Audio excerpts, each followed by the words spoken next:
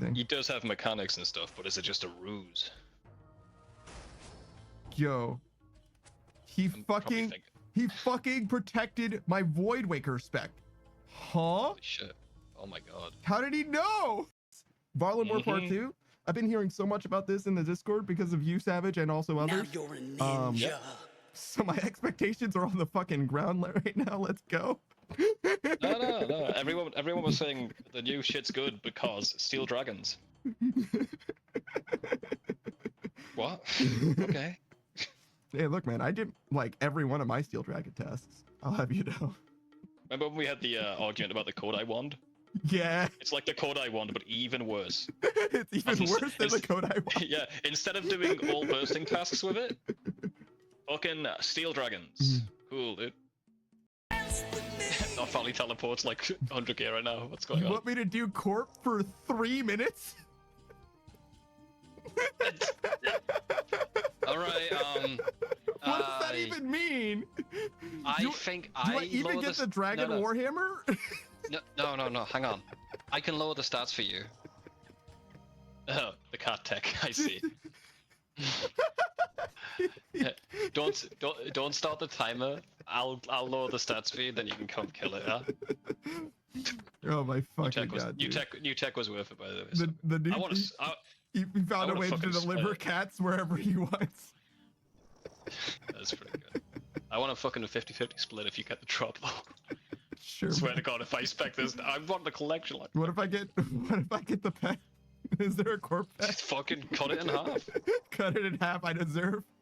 Yeah. You want the top half or the bottom half?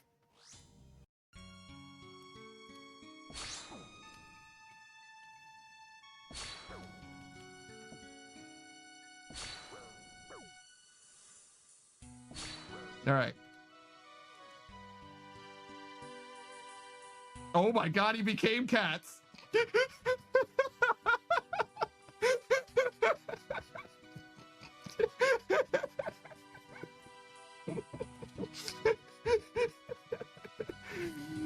Oh my fucking god.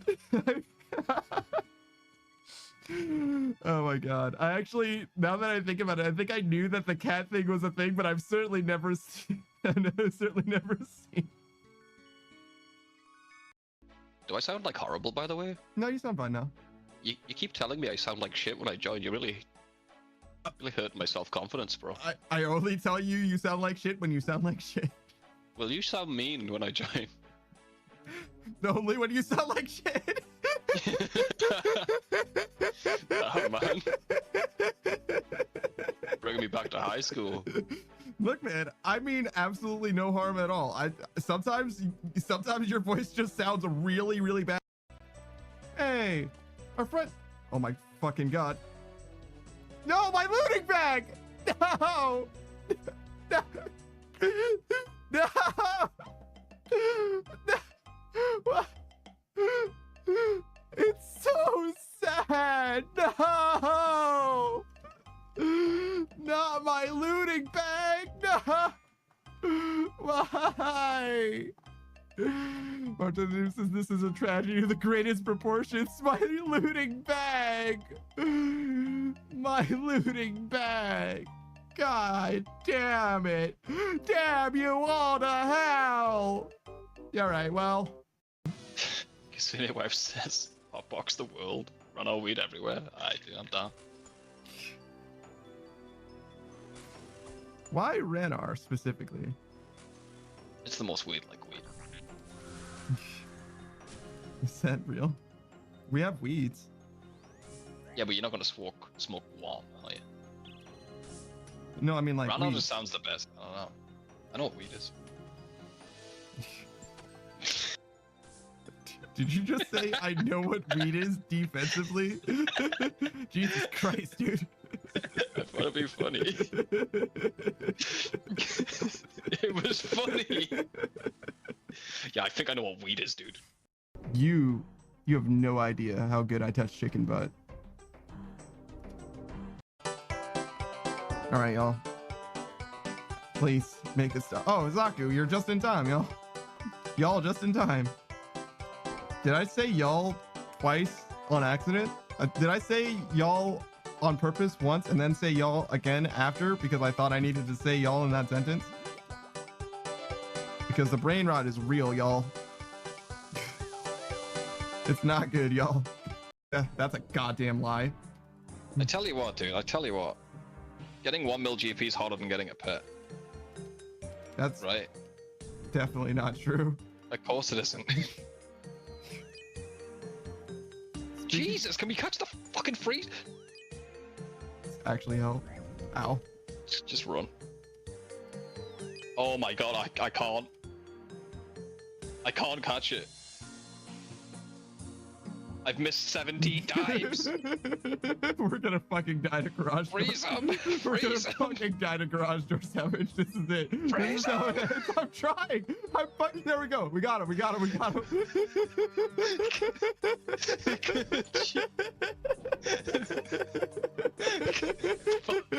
We're gonna fucking die to garage door, Savage. It's over. It's over, man. We had a good run, but it's over now. It's all over. I'm gonna mansplain your joke. I'm gonna mansplain how unfunny your joke is. Are you ready? I don't know. I believe you. You're fine. You don't need to explain it to me. Savage is like, the only thing worse than your unfunny joke is how Panda wants to explain why it's not funny. Yeah. Dopamine says, I don't care if it is hilarious. Dopamine says, Daft Punk is a mansplainer confirmed. I certainly am. I really, truly am. That's all he does. Man spread. Man spreads, man splains. King shames. Zaku says, I returned. As soon as we mentioned Zaku. Every time. Did you hear us mention you and then you said I returned, or did you not know that we were literally just talking about you? I missed this bed. If you have a full inventory, you have a full inventory and a pet out, and your membership lapses, it just deletes the pet. Interesting. Because Zaku says I didn't know. I didn't ask you. I didn't ask, so you did talk about me. True. True. So Catgirl Frey said that they. Oh my God. I'm trying. Save me, Jesus. I missed. Well, Jesus can't save you, but maybe I can. No, you better stick with Jesus. You better stick with Jesus. No, I got him. It's fine. Please, please. Savage is a believer. He believes in Jesus now. Hey, Suck. Thanks for the hydrate. Oh my God. Fucking. That literally killed you because of the 2 levels. Thanks, Runescape. Imagine being a hardcore not happening to you. Alright. I need to put it in the center of the screen or it's gonna drive me goddamn nuts. Alright. Oh, hold on. It's overlapping with the other thing just barely, which is also going to drive me goddamn nuts. This is like the most important thing. It's slightly different. Oh my God. It's slightly different. Hold on. This also is going to drive me goddamn nuts. Hold on. Background opacity is 65%. I can fix this. The Spinos poison, whatever the fuck they are. Oh, the things in the water? Oh, the spinal yips. God, are you even a RuneScape player? You guys don't even know what a spinal nip is? What happened? I wasn't paying attention to my health. Are you gonna teach me how to Smash Bros? That? What? Are you gonna teach me how to Smash Bros? Yeah. Huh? Anytime you like, man. Yeah. After stream, maybe. I may have made a tactical mistake.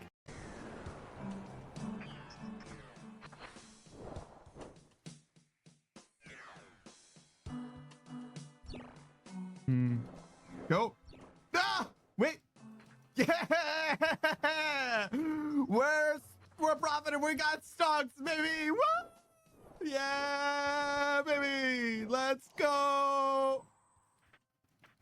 Oh my God. It didn't matter. That's terrible. I should have just gone. God damn it. Oh, Get them off me. Uh-oh. That's why. God damn it. Get them off me. They do so much to your house too.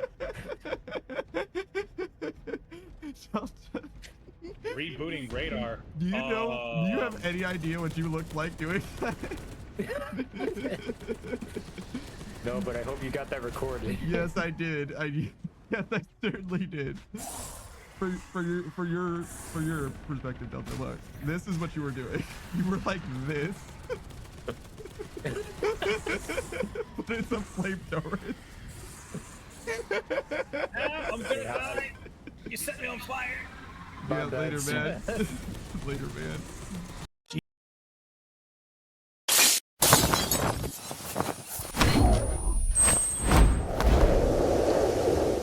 Yo, what up? It's your boy, that Daft Punk Panda. I'm joined by Saku Kampaku, the one and only, bright and early for some RuneScape action, some old school RuneScape action.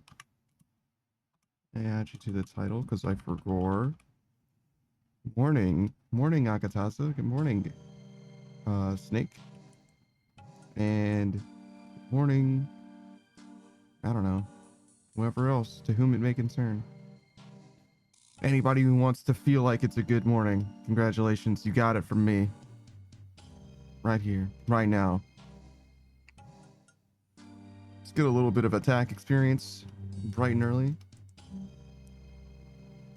And then we'll do some GTFO, and then we'll do some Enshrouded. That's the plan. It's the whole plan today. It starts with RuneScape, as plans often do. And in this case, we're going to finish strong with Enshrouded. The Pickle Pack. You know it's going to be a great time because it always is. I'm like still almost of two minds when it comes to Core Keeper.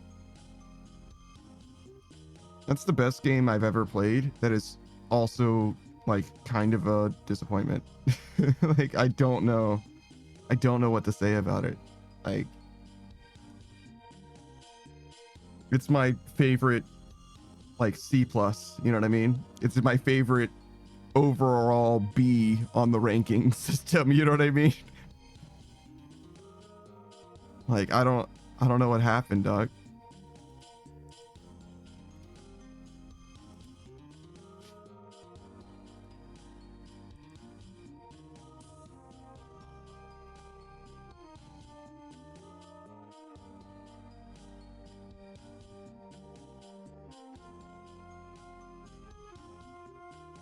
I just realized I'm on a random world. There just happened to be no one here. And it worked out, I guess. Which is fine. But usually this place is like popping off. I mean, as you can see, there's people doing the actual Moon's bosses. But I feel like here, like the Nagua's location, it's like very commonly overrun.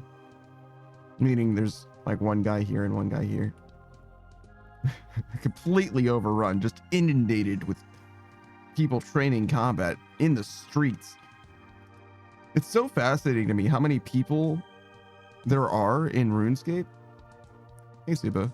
Because like, despite the fact that this game has been around for ages and ages and ages, you'll see people non-stop 24/7 in these grinding locations, despite the fact that this game is fucking ancient and stat progression in this game is permanent.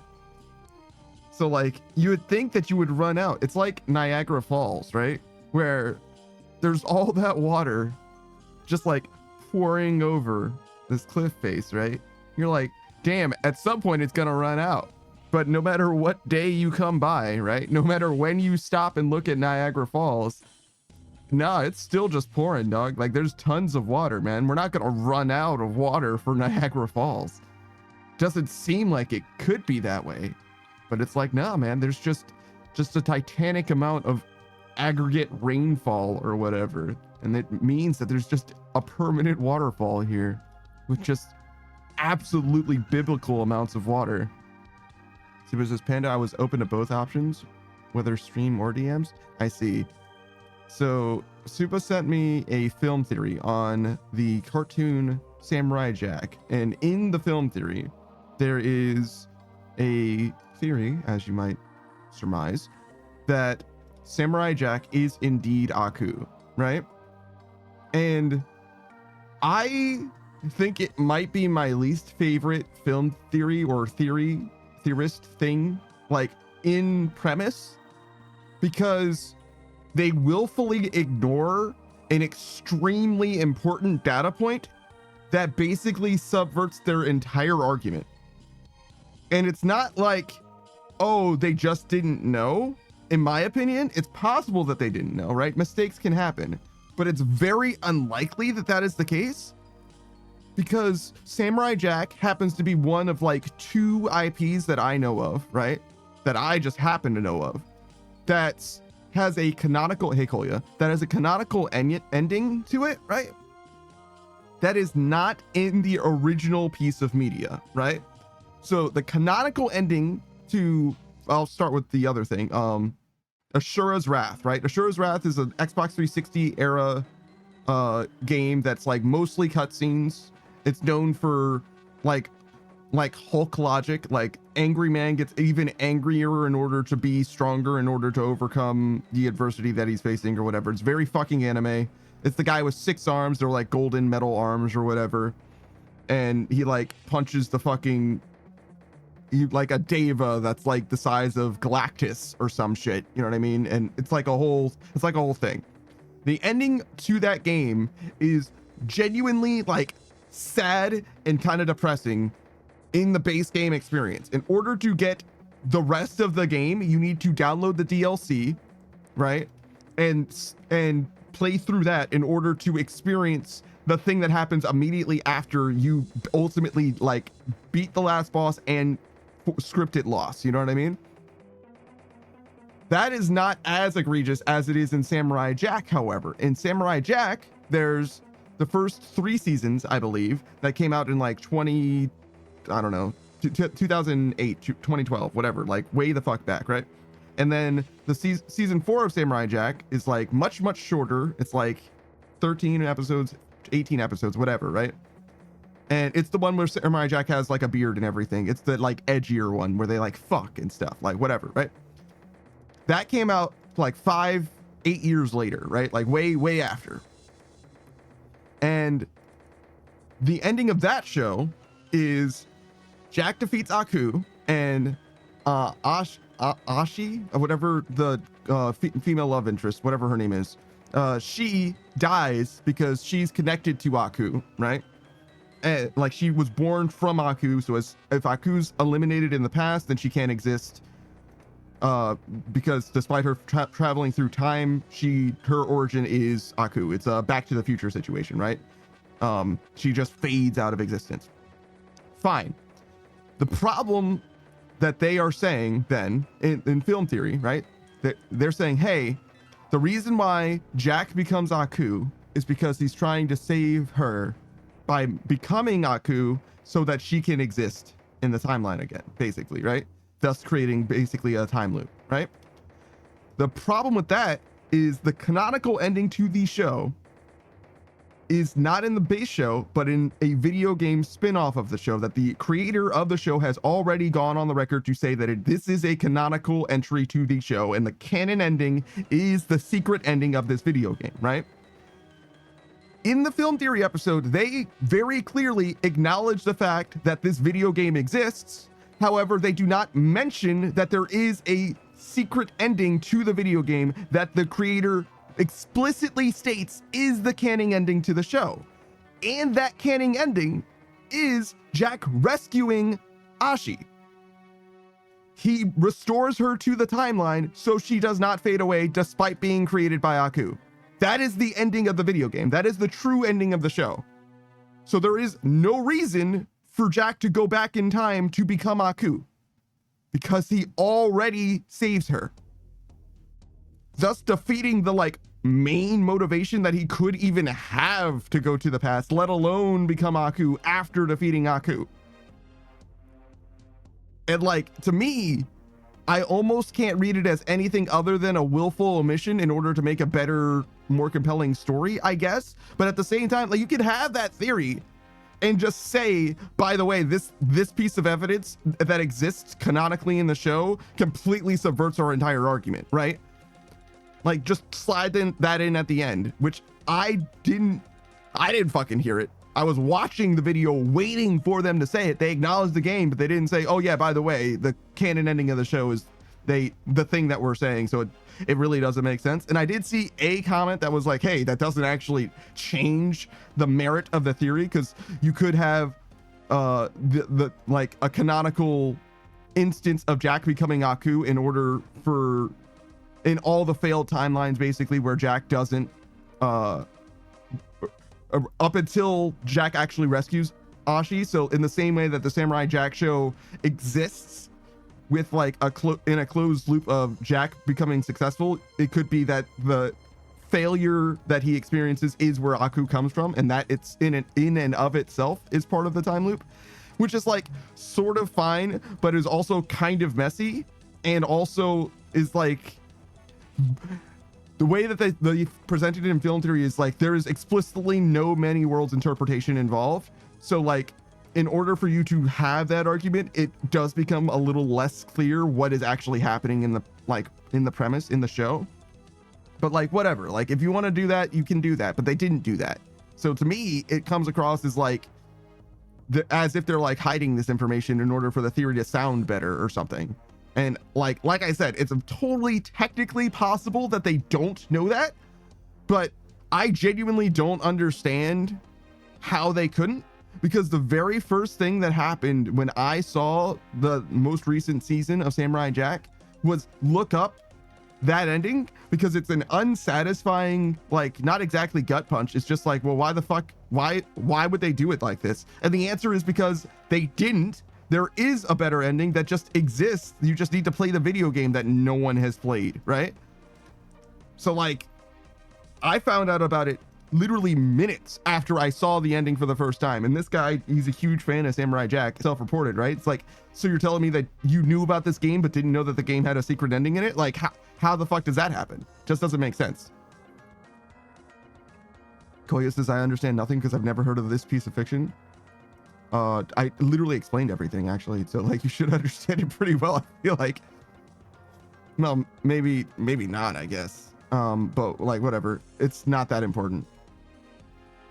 Yeah, it's one of those things where it's like, ultimately, as far as I'm concerned, the people who made the theory didn't do a very good job, at the very least, presenting their information, or they had an extreme oversight when it came to their research phase.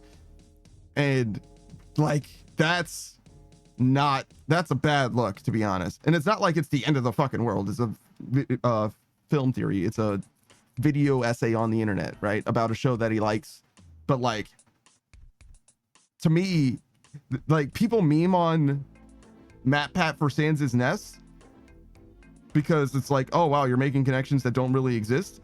This is like on par with like selling the solution to a problem that you create. You know what I mean? Like, it's not like, it doesn't even make sense for this to be a problem, because if you know how the show like, it just doesn't, like, what are we even doing here? Like, you're just making shit up basically for no reason, right?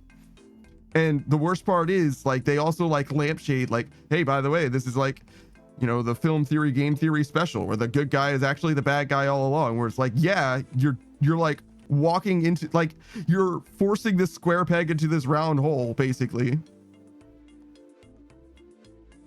and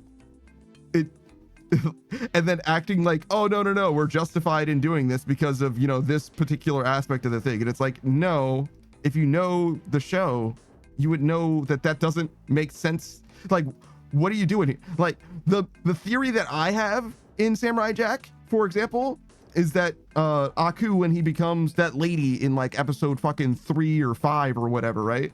Like, they probably fuck. That has more canonical, like, bears out more canonically than the thing that they're saying. Like, their entire fucking argument doesn't even like bear out to the same capacity. You know what I'm saying? And that's like a fun, silly thing that anybody would write off on a glance. You know what I mean? Like, I just don't know. I don't think that the amount of prestige that they're levying onto their theory is warranted at all. I think it's like, not like a bad theory. I mean, it is like a wrong theory in that way, but it's like, I don't know. As far as excuses to talk about Samurai Jack goes, it's like, okay, I guess, but like, I don't know. It's not, to me, it reminds me of the entire quality of Samurai Jack as a whole. People remember Samurai Jack as like a beloved franchise that is like absolutely worth watching. And that is just like objectively untrue as far as I'm concerned. That show is like fucking overall mid at best. Like, in order to like Samurai Jack, or in order to have the best viewing experience with Samurai Jack, let me start there, right? You want to watch the first season, probably half of the second season, maybe, so we're talking like 20 episodes, right? And then skip the next 60 episodes and watch just the most recent season. Everything in that 60 episode segment is, in my opinion, bad on average. There's like one or two maybe standout peaks, probably not even, right? I've watched the show like recently within the last like 3 years or whatever. It's not good. Like, in my opinion, like genuinely a dreadful experience. People complain about One Piece being too long. At least what shit happens in One Piece that's worth experiencing, because the show doesn't have continuity for the most part. There is no like through line of stuff. There's just like random shit that happens over and over again, except sometimes the random shit is like actually bad. Like, out of touch racial stereotypes for no fucking reason that never get acknowledged again, probably for good reason.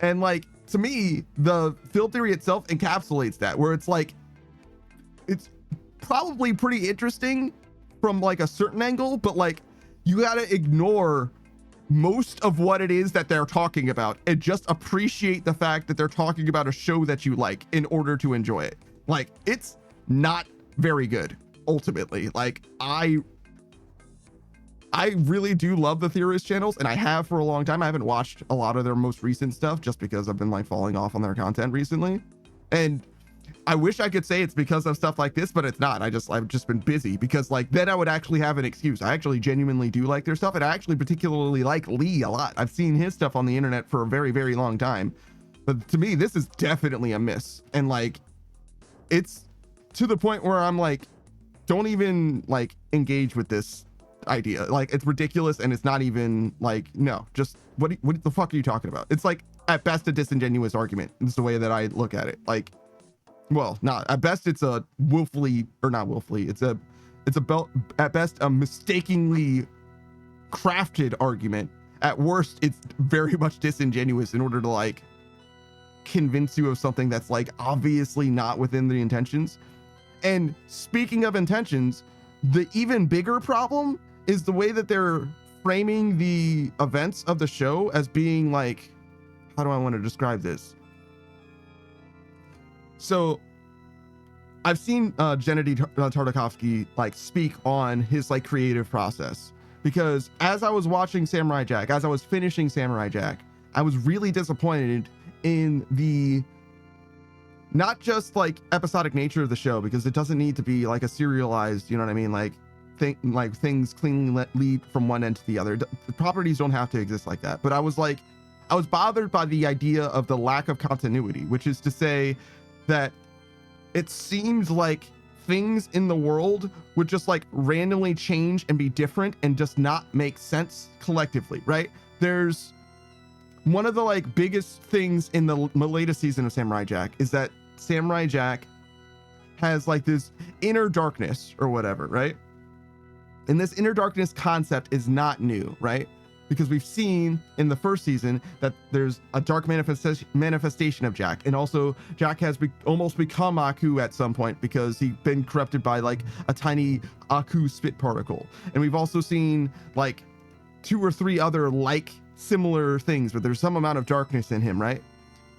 Which would be fine for your main character to have some aspect of darkness in him. That's like a more complete, holistic looking character, right? But also in the first 3 seasons of the show, so not even the most recent season, right? There's also an instance where Aku would have won against Samurai Jack, like had him dead to rights, and decided that he was going to do the finishing blow on Samurai Jack with Samurai Jack's sword. And his sword could not pierce Samurai Jack's chest, right? Because Samurai Jack is such a pure of heart person, and the sword only works on those who are not pure of heart. Like, you can't do damage to them, according to that fucking episode, right? And that would be fine if the other things that I just said didn't happen in the fucking show. It's like the way that the show is written, right? The way that the episodes actually take place internally, the internal logic of the show is that they're like mostly just having a good time and trying to tell a story. That's like the actual thing that's happening here. Mostly it's about the vibes and the experience. It's not about like how all of these events line up together and make sense as a grand collective. And if you have that perspective, it's a lot less egregious when shit like that comes up, where the fact that Samurai Jack jumps good and it's like, that's like a whole plot point in one episode. And sometimes he just can't fucking jump good. Like objectively is struggling to do things that we've seen him feats wise been able to do, right? Seems ridiculous, but it's not a big deal as well, because it's like, no, but we're trying to like go somewhere with this. Like the storyboard wants you to land in a particular place so that we can have a particular moment. You just kind of have to like go with it and be along for the ride. Because while Lee's like, oh, this prophecy of like him traveling back in time is so important and integral and respected in the narrative, right? Because prophecy is such a big part. That's like bullshit. Like that's not that important in the grand scope of the game. Like that's not like actually a core thesis of the show, because there's shit that happens like that they just fucking ignore anyway. Like it's weird that it happens, I admit, and they do acknowledge it in the latest season, but to me, that's just because they decided to fucking change their mind, because they just changed their mind about shit, and that's okay. You know what I mean?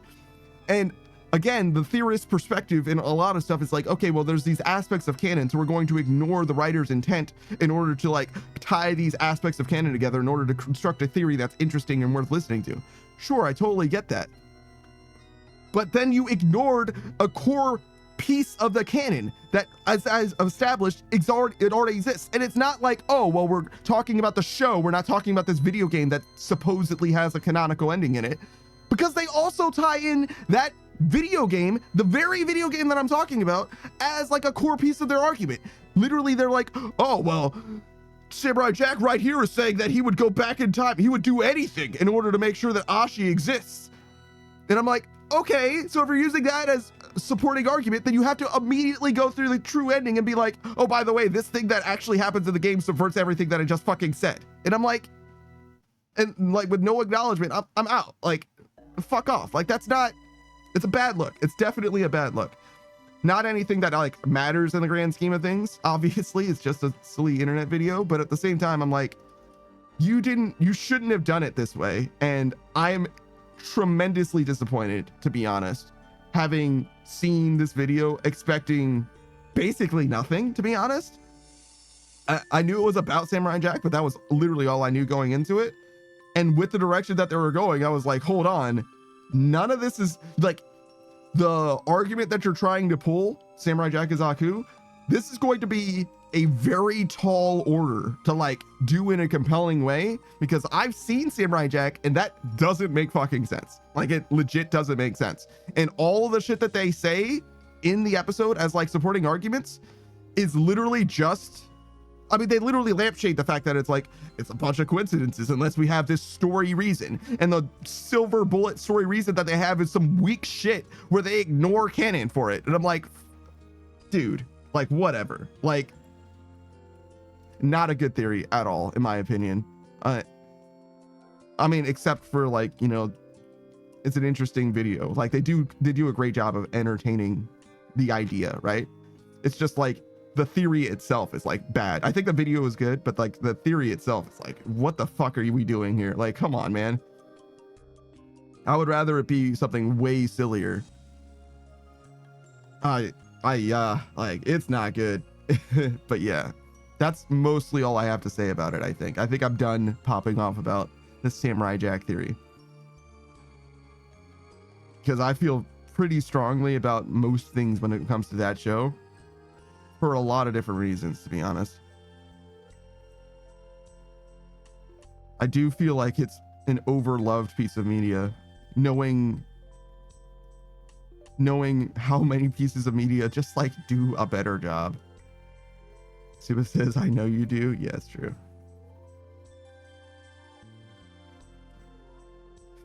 I don't know. And it could, like I said, it could be as simple as they just didn't know. but I doubt it because like I'm not even like the most like well-informed like Samurai Jack fan. I'm not like, oh, the #1 advocate on the Samurai Jack wiki or whatever, right?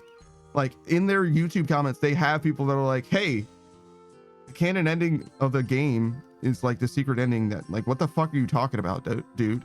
And there's no addendum by the theorist team. They didn't like pin a comment or anything, right? They're just like, ignore it. You know what I mean? And I'm like, okay. So there's just like, we're just no fault. You know what I mean? Like what, you know what I mean? And it's not like it's a big deal. It's not like you have to like get on your fucking film theory couch and apologize in front of everyone. No, I'm not saying that. I'm just like, the video, all the video needs is, you know, the like, what is it? The show editor notes. You know what I mean? Like just a message that pops up towards the end where it's like, oh, sorry, we forgot about this thing. You know what I mean? Or like a comment that acknowledges, oh yeah, we didn't know about this, or we did know about this, but we should have included a mention of this in the, you know what I mean? Like anything like that. And I wouldn't even be upset. I would just be like, yeah, no, they did kind of a shit job and they acknowledge it, right? Coiny says, I enjoyed you popping off about it. I mean, I guess that means you're in the right place, because honestly, like it's kind of the standard operating procedure around here. In some ways we can be chill, but usually we're just kind of a basket case. Like usually it's kind of a problem. All right, let's go to a different world since apparently people are alive now. Good morning, everyone. Chloe says, love just listening to someone being very passionate about something, even don't even have to know about it first. It's just a good vibe. Even what the fuck is this person about? Yeah, I feel the same way when it comes to, oh fuck, I almost died. I thought my prayer was going to stay on when I changed worlds, but I guess it didn't.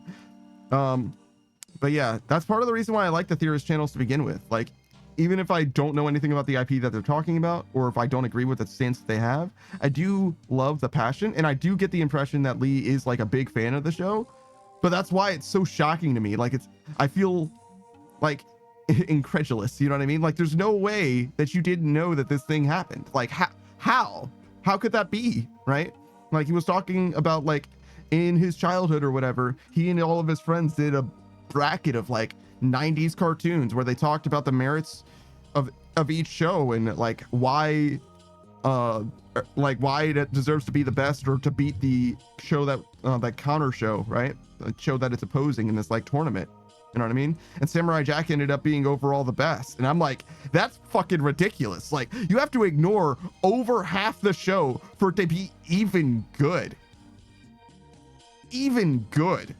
Like plus side of average good, right? I'm saying if you take the entire show as a whole, despite how good the last season is and the first season is, you end up with something mid because so much of it is shit, like actually shit, like in my opinion. Like I feel like I've lost my time. I've read all of One Piece, over 1,000 chapters, and I loved every single moment of it. And people are like, oh man, One Piece is too long, I can't watch the anime. And I'm like, fuck, completely off. It's a great fucking show. It's worth doing. I say, not having watched the anime, because I like the manga instead, because the manga is shorter and all that. But you get what I'm saying, where it's like, people are like, oh man, I can't fucking deal with that shit. I'm like, over fucking 60% of Samurai Jack is filler. Granted, it's only 100 episodes total or whatever, but when 60 episodes of that shit is like more than skippable in any other context, why do you have a problem with 200 episodes in One Piece, right? So that you only watch the canon core entries in One Piece. Like what the fuck are we talking about, right? Like it doesn't make sense, dog. Like the episodes that are filler in One Piece are way better than some of even the good episodes in Samurai Jack. Like what are we doing here, man? Damn. Super says, what is the other IP other than Samurai Jack that you know a lot about? I know most things that I've seen, I end up having like a pretty thorough understanding of like the universe and the mechanics and like the lore and stuff like that, just because the way that I like parse media, especially nowadays, I tend to like have like a pretty like rigorous like front to back knowledge of the show, like your sequence of events and things like that. I tend to not have like dramatic oversights in like in the internal narrative. It's just a matter of like if there's like insinuating material that I don't actually like know about or whatever. But as far as things that I am like passionate about what the fuck is this guy doing specifically? I don't know, there's quite a few. I like Steven Universe a lot. I like Ruby a lot. I like Breaking Bad a lot.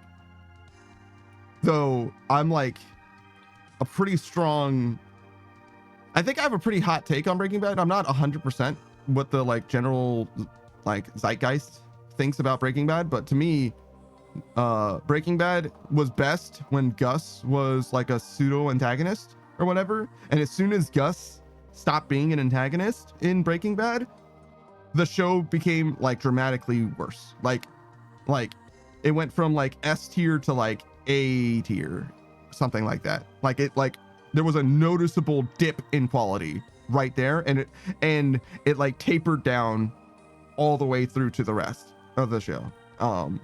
So I'm glad that Breaking Bad ended when it did, because if it went on, I think it would have become like, it would have done like a Game of Thrones or whatever. It would have like started becoming like actually objectively bad.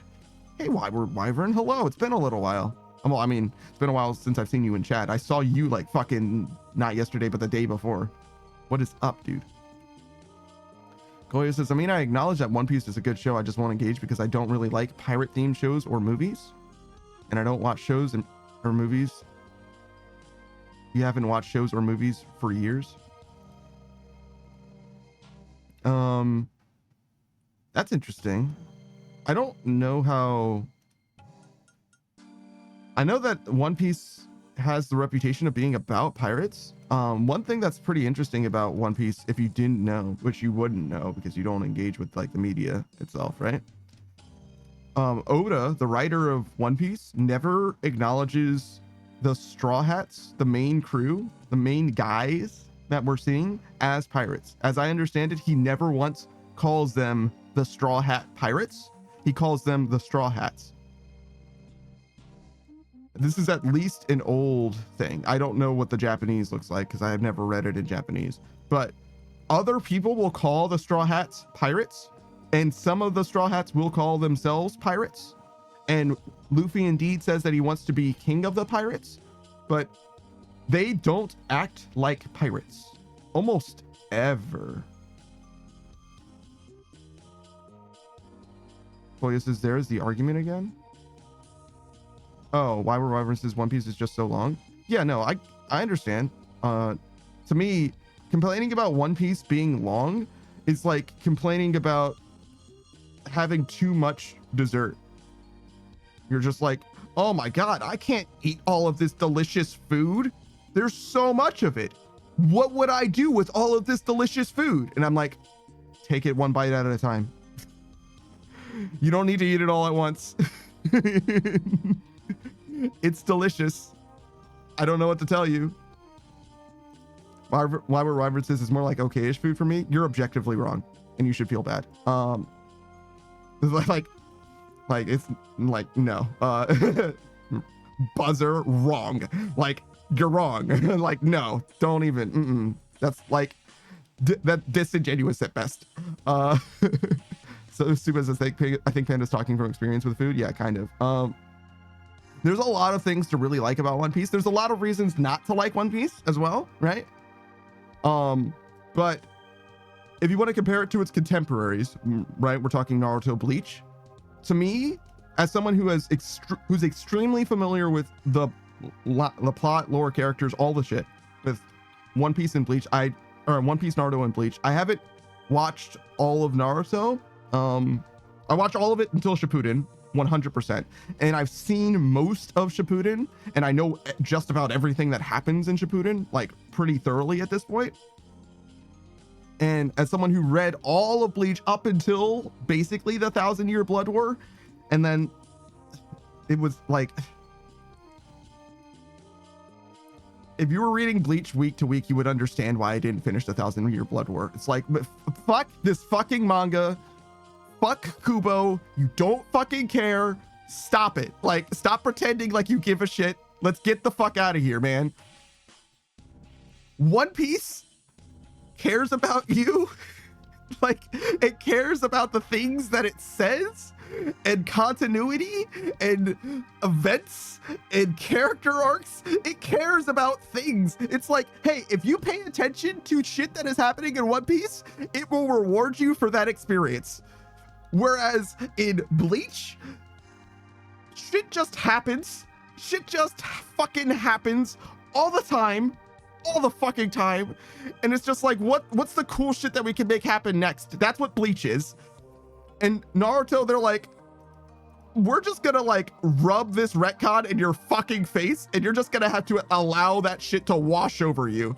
Like, it's fucking upsetting, right? It's like not good at all, in my opinion. And you don't even need to look at it from that like global perspective. If you want to take it one step at a time, every arc of One Piece is better, in my opinion, like actual individual arcs. And again, I'm talking about the manga because I haven't seen the fucking anime. And like, I've seen some of the anime. I've seen up to like Drum Island or something like that. But every arc of the manga, to me, individually, like in isolation, if you split One Piece up into just its arcs and repackage them all as like individual shows or whatever, each of those shows, in my opinion, is better than the vast majority of any anime, all anime. And it's all together in one grand continuity. Like, it's like not a perfect show by any means, but it's damn fucking good. It's miles ahead of everything else in so many fucking ways. And that's mostly because of how it appeals to me specifically.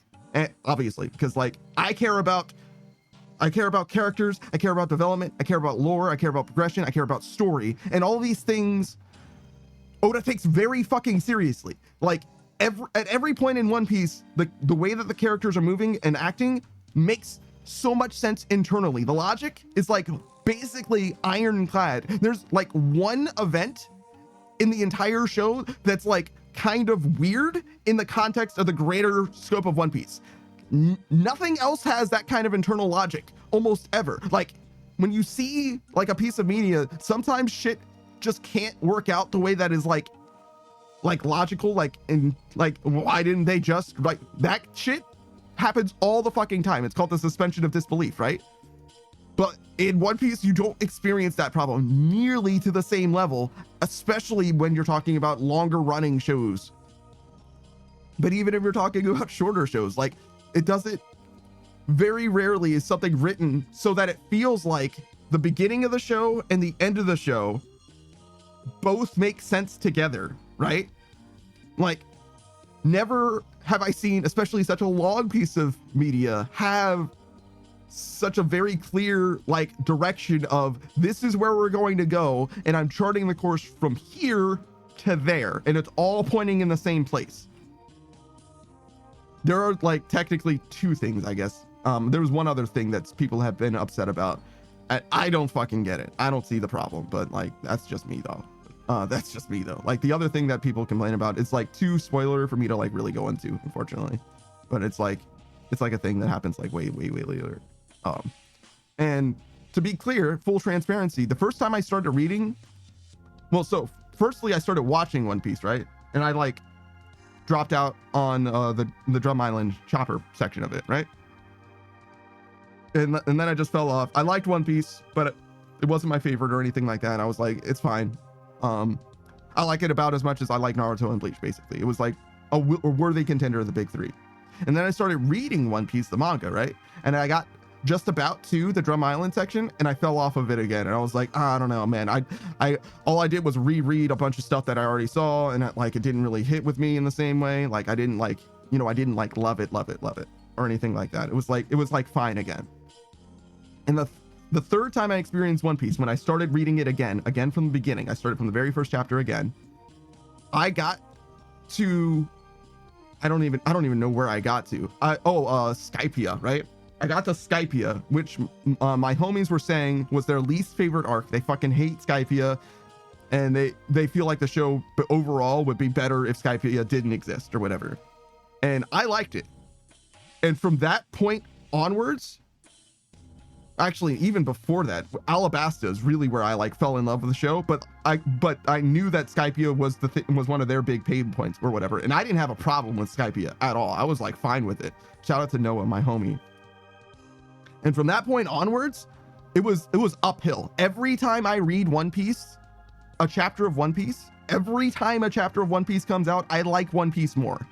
The most recent chapters of One Piece have only increased my affinity for One Piece. And it's been that way for fucking years at this point.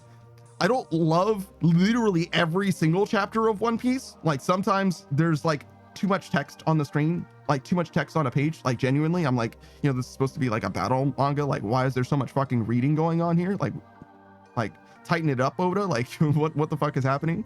But the reason why is because there's like important lore shit that needs to be conveyed and stuff like that. I don't feel like any of my time is being wasted with One Piece. And I feel like I need to repeat that. I don't feel like any of my time is being wasted with One Piece. One Piece hasn't wasted my time. That's the thing that's crazy. People complain about it being long and I'm like, yeah, what are you gonna do with your time that's more important?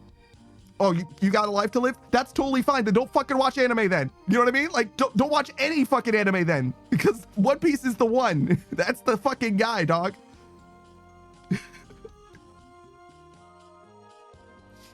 Koya says, I just don't feel like I can engage in so many fictional concepts anymore. Well, yeah, no, if you don't have time, then don't fucking do what you want. I'm not saying like, no, stop what you're doing right now and go watch One Piece. I'm saying that the fact that you don't have time to experience all of One Piece means you shouldn't deny yourself the piece of One Piece that you can experience, in my opinion. But that's me being a huge fan of it, having bounced off of the franchise 2 whole fucking times. If I could speak to myself in the past, I would convince myself to watch One Piece because I know I'm gonna fucking love it. And you don't need to like do the whole fucking show. Like that's okay too. Like I understand that. I actually, my personal recommendation for One Piece, being that people complain about the length of it, it's like, okay, fine. If you don't want to do all of One Piece, there's different ways of approaching the entire franchise. There's One Piece Warriors, right? It's like a Dynasty Warriors type of game. My first like primer through the bulk of the plot, the thing that like really made me want to recommit to reading the manga, took the form of a Dynasty Warriors One Piece game, right? That I played through, and it took me all the way through the story of Dressrosa. So up until Dressrosa, I knew just about everything that was going to happen because I had the broad strokes. And that was fine. And like, it's okay to experience the media in like a smaller contracted way and then to go back and experience it in full if you want to do that. You don't even have to do that though. What I would personally recommend, there's a YouTuber, his name is Totally Not Mark. He reviews every arc of One Piece, right? And he's got like fucking 11 videos that are probably like 40 minutes each, right? Watch the first video, and if you like it, and you're not convinced to watch One Piece, watch the second video. Repeat until you finish his videos, or decide that you want to watch One Piece or read One Piece all the way through, or in part, starting from where he left off. Right? You can look up when that arc ends or whatever and start from that part of the chapter or that part of the manga if you want, or that episode of the anime or whatever. You can look it up. It's possible. Do what you want to do. Watch as much as you want to watch. Experience as much as you want to experience. And to me, his summaries explain exactly why One Piece is worth a shit in so many ways. I already loved One Piece before I ever saw his stuff, and he in fact elevated my experience in the show because he noticed things that I genuinely didn't notice. And in fact, that also applies to not so much Naruto. Like he didn't really make Naruto better, but he did make Bleach much better because I didn't really understand the character writing that was happening in Bleach, to be honest. That was like totally a miss for me, and that's my fault. I was a bad viewer. I was a bad reader, you know what I'm saying? But at the same time, like, my opinion of Bleach hasn't gone up, to be honest. Like, I just didn't appreciate the things that they actually were doing in Bleach, to be fair. It's like, oh yeah. And also the art in Bleach is pretty good too, but I don't fucking care about that. This just doesn't register to me in any way. Koya says, I'm already overwhelmed with my few video games. How the heck am I supposed to incorporate shows and movies? You don't have to. Our Wyvern says, Naruto is definitely, I definitely like because of nostalgia. I got to watch it as it came out, but I don't expect people to get into it for the same reason. It's so long and like 80% flashbacks. I don't know. I like fully disagree with like the premise in like several different ways. There's a lot to like in Naruto. I just don't think it's as good as One Piece is. And like the idea of it being too long for people to enjoy, like that just doesn't, first of all, that just doesn't make sense on a fundamental level. But secondly, like people complain about One Piece as if it is uniquely too long to experience, knowing full well that they've seen all of Naruto and all of Bleach. Like, there are people that are like that have seen all of Naruto and all of Bleach, and they're like, nah, One Piece is too fucking long. I'm not gonna watch it. And like, that's fucking, like, fucking asinine. Like, what the fuck? What are we doing here? Like, don't fucking pretend that you haven't seen 1,000 episodes of anime in general. What's wrong with watching the same show for that long? And it's like, oh, because I don't want to commit to a show that I don't necessarily like as much as all those various shows that range from being, you know, C tier to F tier to A tier. That totally makes sense. Don't watch all of One Piece then. You don't need to watch all of One Piece to prove me wrong. Watch it until you don't like watching it anymore, right? You don't need to see the whole fucking show. You can stop whenever you want. Like, what the fuck is like, and if you did watch some of One Piece and you decided you didn't want to watch the rest, then I'm not fucking talking to you, right? I'm talking to people who complain about it being too long. Your problem isn't that it's too long if you stopped watching it. Your problem is that you don't like it, which is fine. That's not the same, right? You just don't fucking like it. That's okay. If it's not that it's too long, there's nothing to do with it. You just decided you didn't want to watch more of it. But yeah, and circling back, the idea that like Naruto is also too long in some way, to me is like totally ridiculous. Like, people recommend Naruto all the fucking time, and people take a Naruto recommendation just on the chin. They're just like, oh yeah, sure, I'll give it a shot. Oh, there's a bunch of filler in it, I'll skip the filler, right? They'll just fucking watch it, and it's just fine. Like, people do not complain about Naruto like they complain about One Piece, or even at all in my experience. Like, it's just not a thing. I've like basically like actually never really heard people be like, oh well, Naruto's too long to watch. Like, no, because like Naruto and Dragon Ball and Bleach, they all have the reputation of being like worth experiencing and all of that shit, whereas One Piece has the reputation of being too long to watch. Barbara Ryman says, okay, I'll add it to Panda and Eyes rotation. We can give it a try. You don't have to. That's not the argument that I'm trying to make at all. Really, what I'm trying to say is, if you don't like One Piece, then don't worry about it. It's fine. But the idea that there's too much of a good thing is preventing you from doing something doesn't make sense. There's too much life to live, right? I'm gonna live the rest of my life for 1,000 years. I don't know how, I'm overwhelmed by the burden of this time. That's like, you're only gonna live one day at a time. You're only gonna watch one episode at a time. How the fuck does that matter? Wyvern says, well, suspension of disbelief is more for like accepting magic resistance, not questioning how it fights physics, not continuity. That's, I feel like that's a disingenuous argument. I think that the fact that the thing that I said doesn't apply to what I'm trying to say doesn't subvert the fact that you understood what I was trying to convey. You understand? So the fact that the phrase the suspension of disbelief doesn't apply to the concept of what I'm trying to say doesn't matter, because what I was trying to say is it's like the suspension of disbelief in that you are allowing this thing that isn't important to like your enjoyment of the franchise to like not affect your review of the franchise, right? It's similar in that kind of way. Like, the literal semantics of what I'm saying are not pertinent at all, and I think it's a disingenuous argument to frame it as if that is relevant, unless you're just like nitpicking, in which case, okay, you got me, I guess. Wyvern says there's still more, dear God. Yeah, I got a lot to say about stuff. Super says, Panda, have you thought about making review videos? At some points, but I don't have anything really worth, like, I don't have anything that's worth listening to that someone hasn't conveyed better, particularly someone like Totally Not Mark. I think that for the most part, all I have to say about it is like what I specifically like about something, but I feel like he's a much better communicator than I am, and also literary analyst as well. Super says, you come across part serious and part happy. Probably more serious than happy. Suba says happy as in passionate. No, I understand. Thank you. Koya says, now I just wanted to give more context about my situation. That's it. Your situation. That's fine. Sure. Yeah, I mean, like, if you like legitimately don't have time, like, it is what it is. Or if you don't feel like you want to use what little time you have to watching One Piece just because arbitrarily you think that seeing a bunch of different things is better, that's fine. I don't like fully agree, to be honest. I think I would rather like, and some people like variety for variety's sake. And I do like trying new things, but like, you know what I'm saying? Where it's like, I don't know, like most shows that I've seen, like, and I've seen a lot of anime, or I used to watch a ton of anime, actually. I used to watch every anime as it was airing.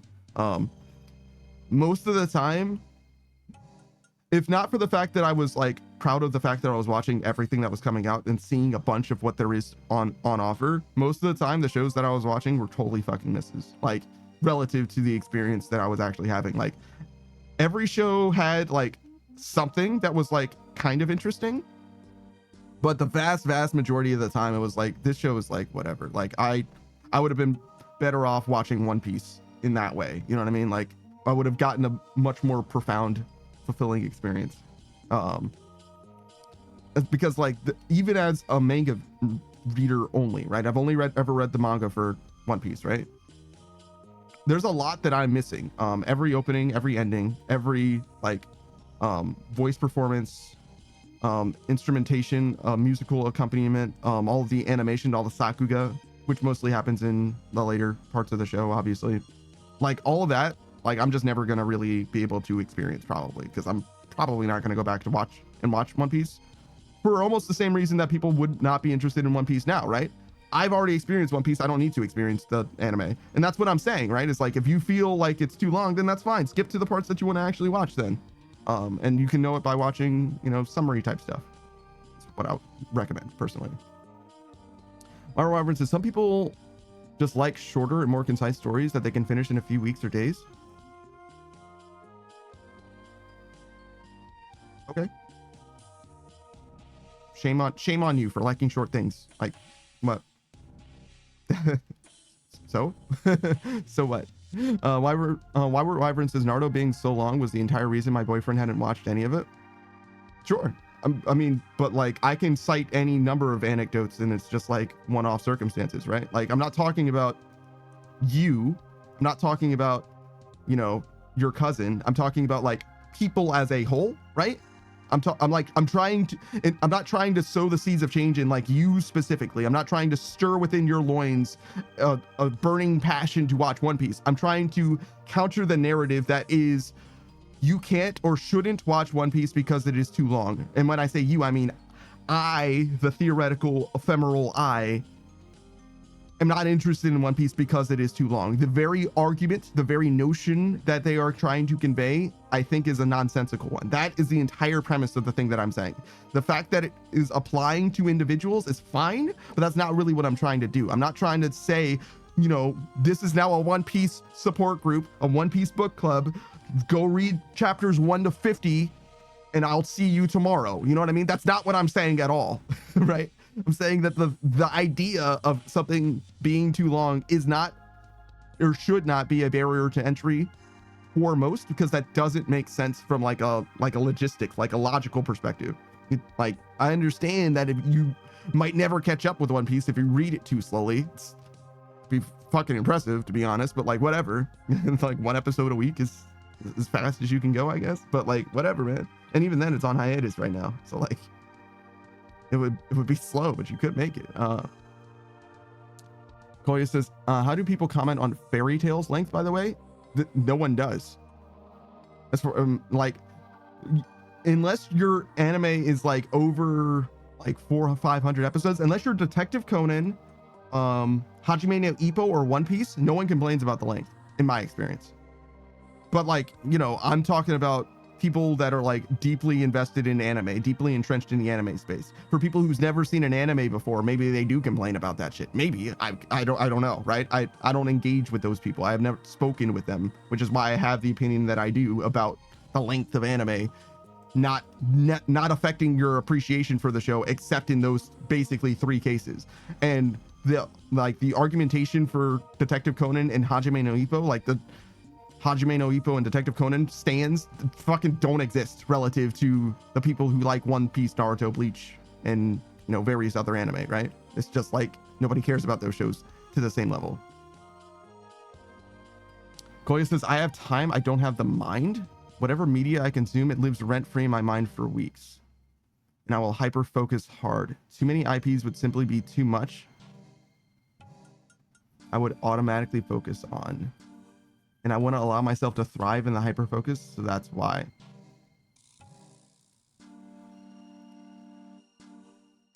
You can get through all of One Piece in weeks. I would know I did it in the manga.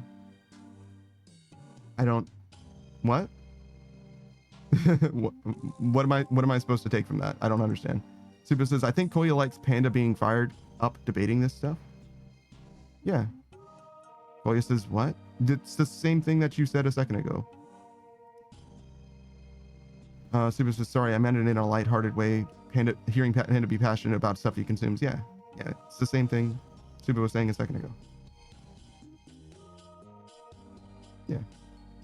I think that most people in the stream like enjoy when I pop off about stuff, because I do it a lot. Like, if you hated that part about the stream, you wouldn't hang out very much, I feel like, because at any moment the shoe could drop and I would go from killing Sulfur Naguas to, like, passionately advocating why Severus Snape is like actually the coolest character in Harry Potter, or why Kira is, or actually should have won in Death Note, and the fact that he lost is like, the way that he lost is actually like really unsatisfying in like the worst ways possible, and Death Note was better when Ella was around.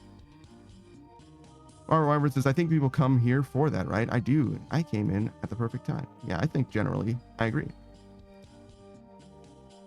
I don't know if it's like the only reason. I think the main reason people come is to hang out, but they do expect a pop off. Maybe I should add a pop off tag. That kind of makes sense. So what do we got? Argumentative. That's definitely the same space. Popping off.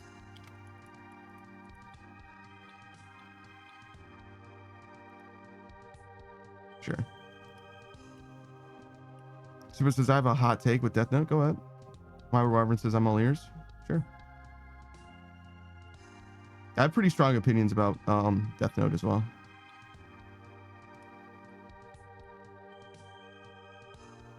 It's funny. I've complained about Death Note to somebody before, and I was like, half the show isn't even good, right? And they're like, what do you mean half the show? I'm like, after Death Note, or after L dies, the rest of the show feels bad. And they're like, L dies at like the 2/3 mark.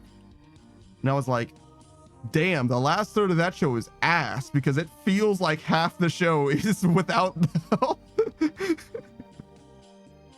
Myra Wyvern says, I'm smooth brained on Death Note, so I just get to watch the back and forth. I mean, that's fine. I think that the back and forth with L and Kira is better than the back and forth with Kira and Nier, and like obviously almost objectively better than Kira and Mello. Mello fucking sucks. There's one Mello that I like, and it's not in Death Note. Super says, it shouldn't have been dragged out as long. Light became a criminal, did his crimes. L and Nier investigate, but it became like a hero versus villain mind game. Yeah, no. So the morality of L isn't that he's trying to stop evil. He's trying to get evildoers convicted. He's not like Batman. He's not interested in just doing what he can in order to stop bad things from happening. He's trying to gather evidence, as he's a proper detective. He's like trying to prove that this person is indeed guilty of this act, right? If all L wanted to do was to stop Kira, he would have been able to do that. And L knew that Light was Kira. He knew that. He just couldn't prove it. Like he knew it like for a long time. Like he basically knew Kira Light was specifically Kira within like the first like 3 episodes or something like that. As soon as Lind L. Taylor dies, L basically had Kira pegged for Light. Like he basically was like, oh, it's almost definitely this guy. Like he even says there's like an 85% probability that Light is Kira. And he has no other suspects. You know what I mean? Like he's like, it's probably this fucking guy. He just isn't able to prove it beyond any reasonable doubt. Like he isn't able to demonstrate it like demonstrably in a court of law or whatever before he dies. And part of that is because he's also like, you know, emotionally attached to Light, because he likes the cat and mouse game. He likes playing the mind games. Like it's part of the thing that he finds fun, and also because he like on some level genuinely views Light as a friend. And they actually do genuinely become friends as well when Light does the mind wipe on himself. Like they actually do get along quite well. But yeah, no, I agree. Like the whole Kira thing went on for way longer than it should have, just because both Light and also to some degree Nier are like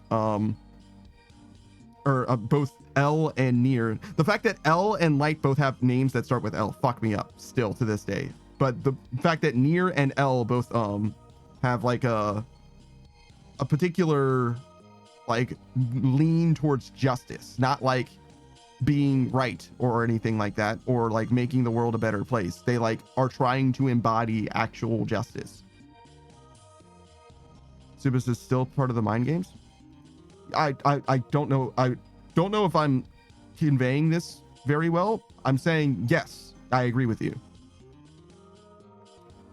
Like it shouldn't have dragged out as long. Like from the perspective of like in the Ludo narrative of Death Note, right? If they wanted to like, if there were like Soichiro Yagami and stuff like that, if there were like a bunch of other characters in Death Note, it wouldn't have gone on for nearly as long as it did, because they would have just like figured it out. Matsuda is a great example. Like that motherfucker, if he knew everything that he needed to know or whatever, he would have just fucking shot him to death, and that would have been the end of it, right? The Kira killings would have just came to an end without anybody being convicted or anybody knowing for sure who was responsible. He would have just blasted the motherfucker.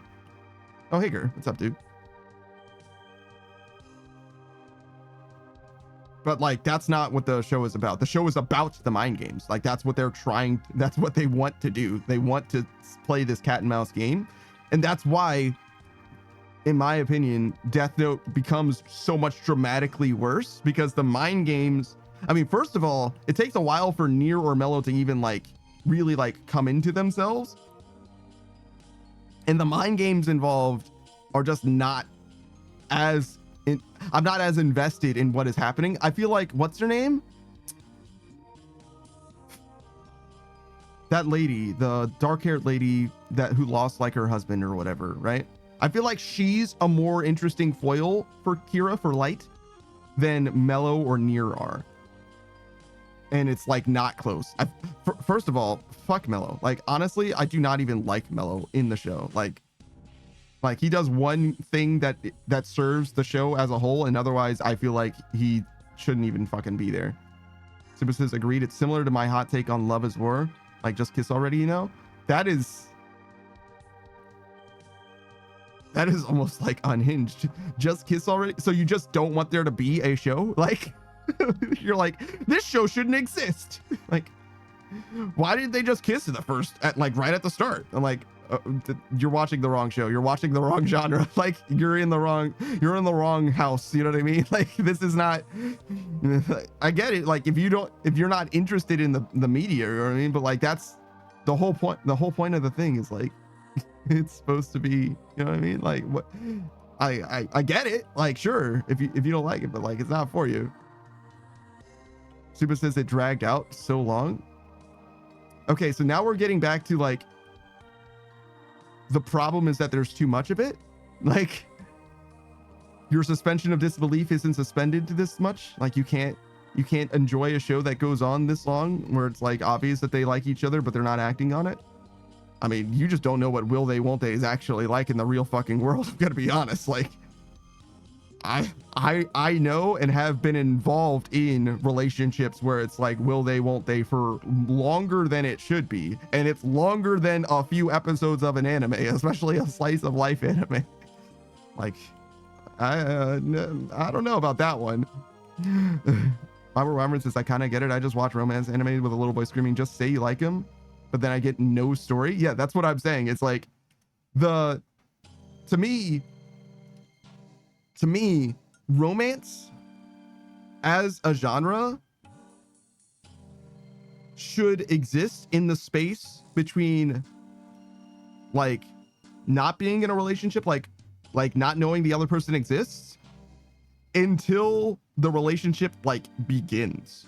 Like romance as a genre, in my opinion, is at its best when the entire scope of the narrative is before they meet to when they start dating ish, like maybe a little bit after that. But like I don't want to see romance media where they're happily married for the most part.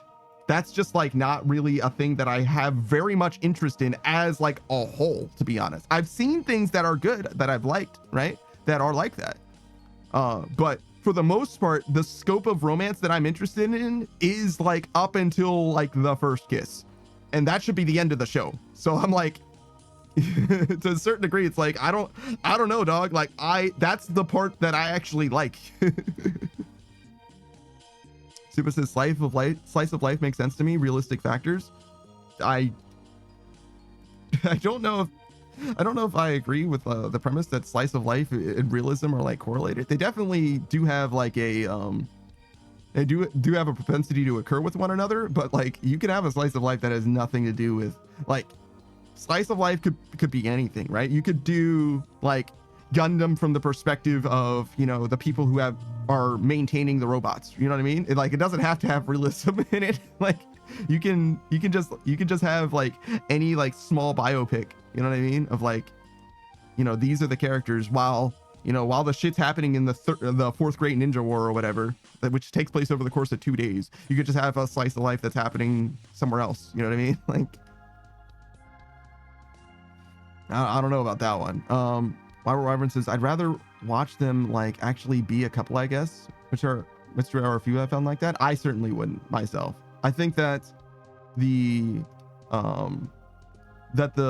interest comes from how things are developing and how things come out, but rather than the actual like the course of the relationship, because most conflict that does occur in like actually a romance setting or whatever that's where they're actually already together is usually like it's the same problem. It's like miscommunication, but it's like way worse to me because like you know a certain amount about the other person, just fucking talk about it.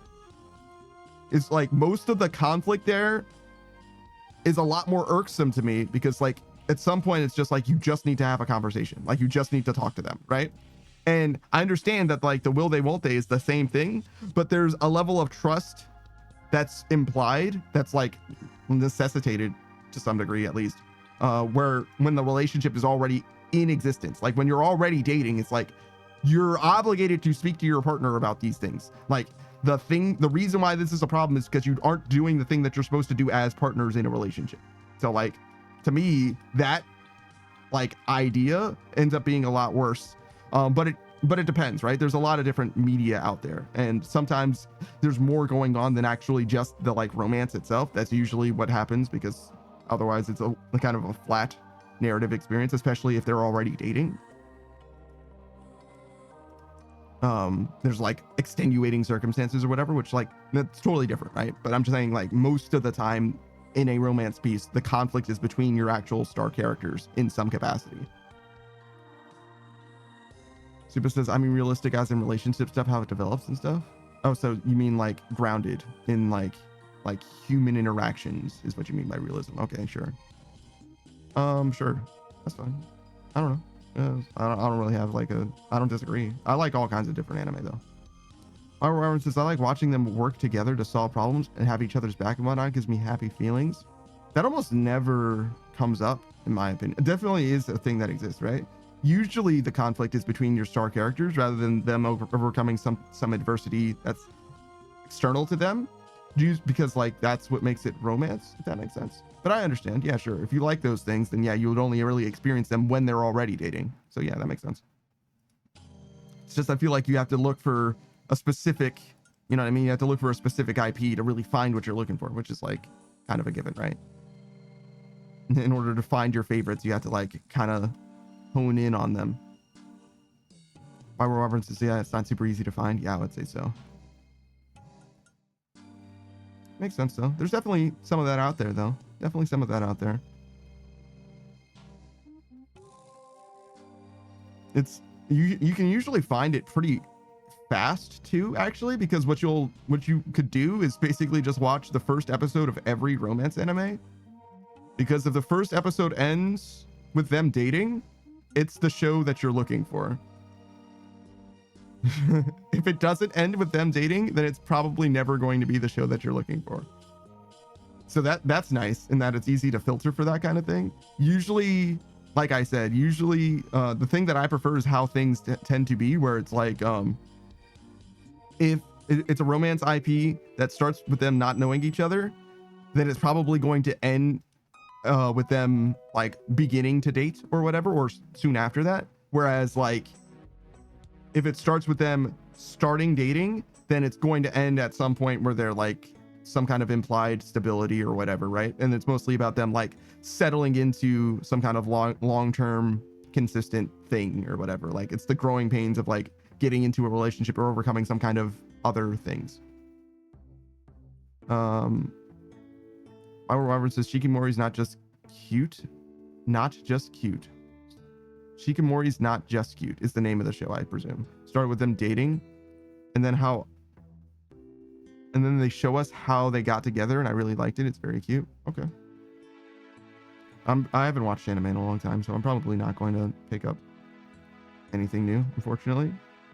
That's interesting. I've never seen or heard of that one, which isn't surprising because I've been out of the loop on anime for kind of a long time. I might get back into it one day. Right now, all I do is read One Piece. It's the only thing I do. As far as like anime is concerned, I mean.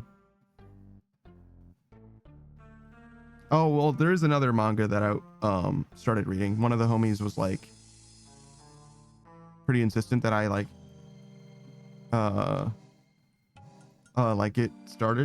get into it. Which is like, I don't know. I sort of can appreciate it to some degree, where it's like, you know, he's trying to like share something that he loves with me or whatever. But like the reason why he started on like this new thing is because, okay, so originally like he was one of the homies that was like, hey man, you gotta watch One Piece. Well, you don't need to. He wasn't like, hey, you have to. He is like that with this new thing, but he didn't actually impress One Piece onto me. But he was having a bunch of conversations with another one of our mutual homies or whatever about One Piece. So I like kind of wanted to be in the loop or whatever, right? And One Piece was his very favorite thing for a very long time. And as of the last, maybe not the last arc, maybe the arc just before that, he like completely fell out of it. He's like, nah, man, I don't even like really like One Piece anymore. And I'm like, that's crazy. Like I just don't like, I don't get it. And I don't have any, I feel like to try and present his arguments would be like beyond disingenuous. Like I literally just don't understand it. I've had conversations about it with him, and he's hit me with like the weakest shit ever. He like his problems with One Piece is like could be summed down to like, I don't like this trope, right?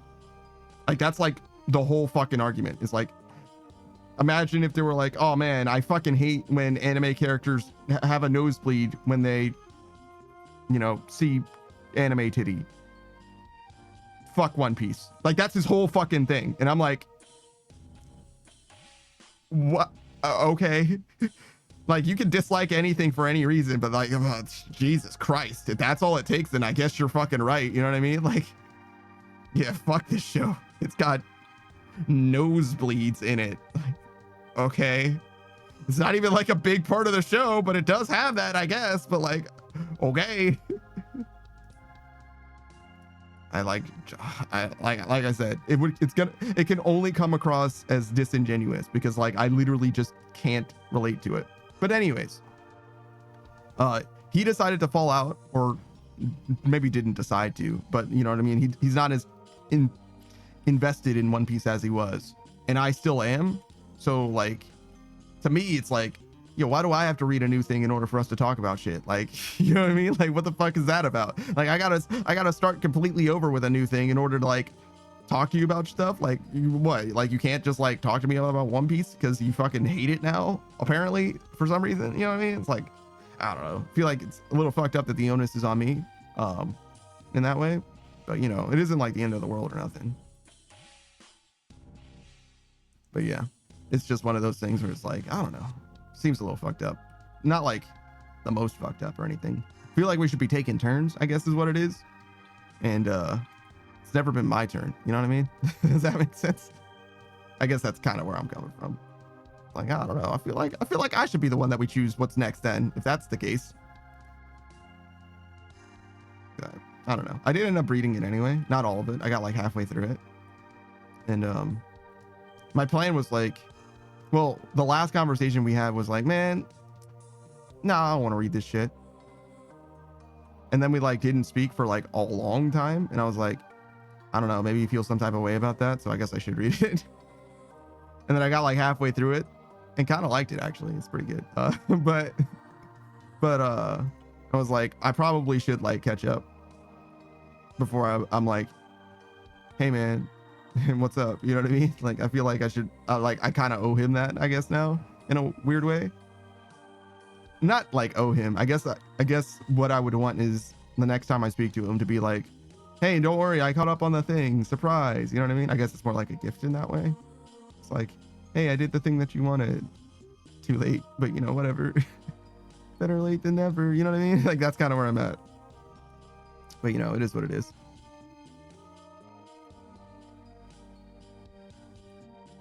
Super says, hey man, what's up? Is still positive though? It isn't. Super says, right? Not really. It's a little complicated. It's mostly like not what I say, but the things between my words that's the problem, if that makes sense. It's when you have long-standing friendships, right? There's like trends and like consistent areas of miscommunication, or like consistent like sticking points, you know what I mean? Like conflict issues or whatever. And one of them is like, in that particular relationship ends up being, how do I want to say this? I am not very good at like, and particularly with him, but just in general as well, like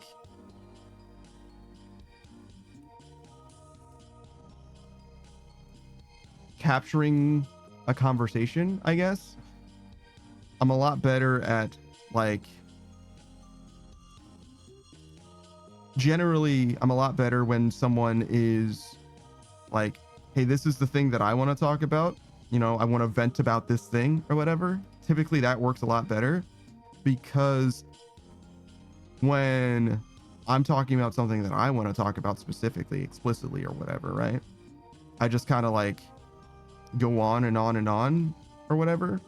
Like, it makes a lot of sense from the stream perspective, right? But like in a conversation, it doesn't work the same way, right?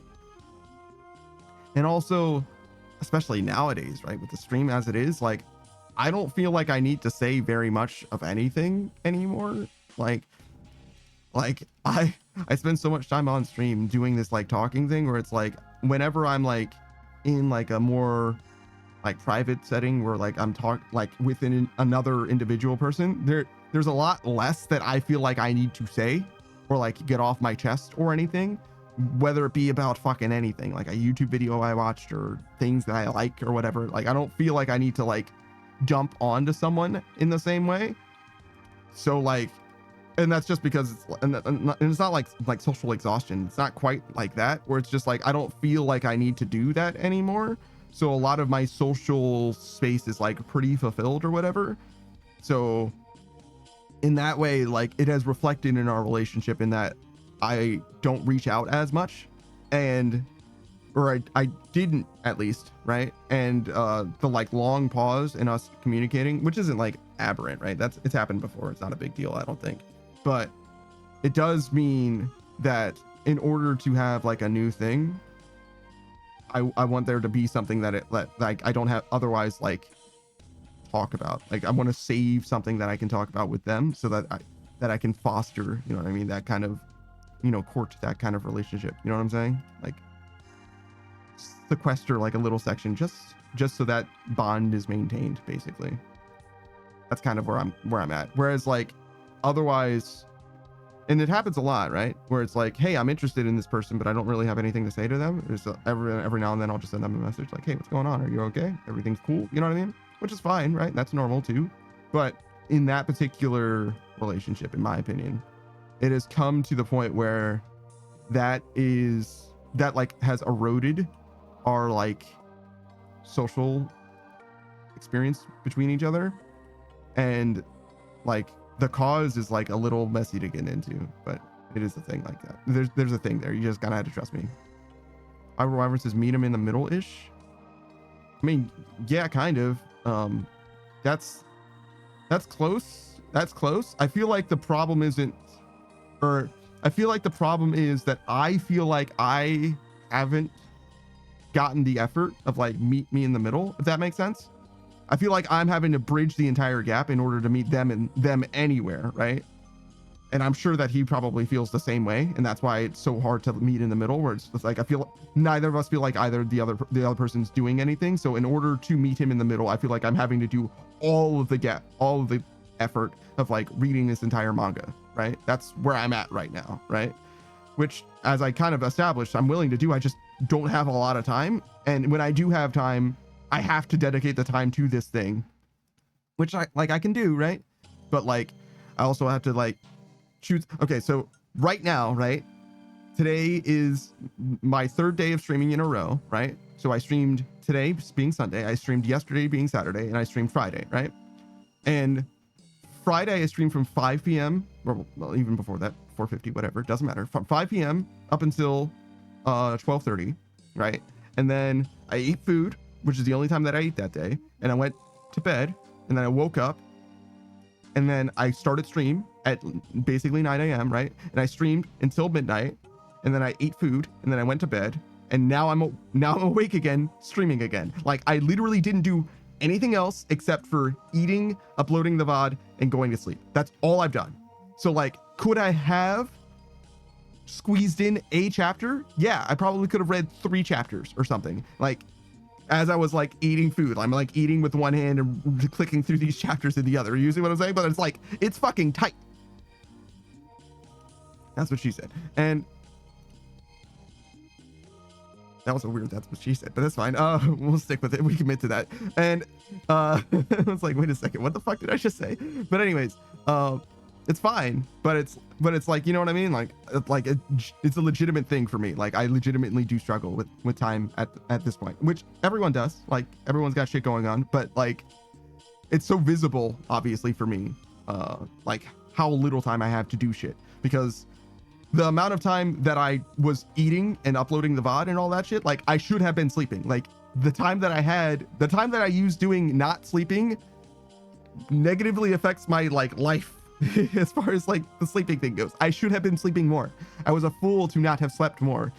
So it is foolish of me to invest in any other endeavors basically as a whole. You know what I mean? Like I should not. I really shouldn't.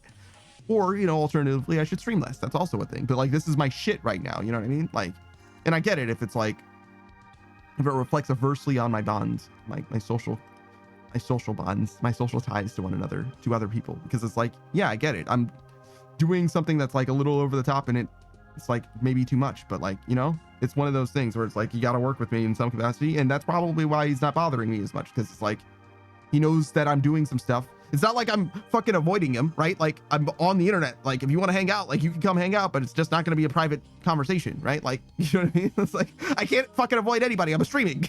Doesn't make sense. Super says, I see. I never knew the unspoken meaning behind "Hey man, what's up?" It's not always like that. It's not always like that. Super says, I always thought it was like, hi, how are you? Yeah. It's not. I'm not saying that. Like, there's always like 15 levels of like chess involved or whatever right now. But I feel like right now, what I think would serve best is probably me presenting an olive branch of, hey man, I know it's been a while since we spoke, but in the interim, I did read this manga in order to, like, you know,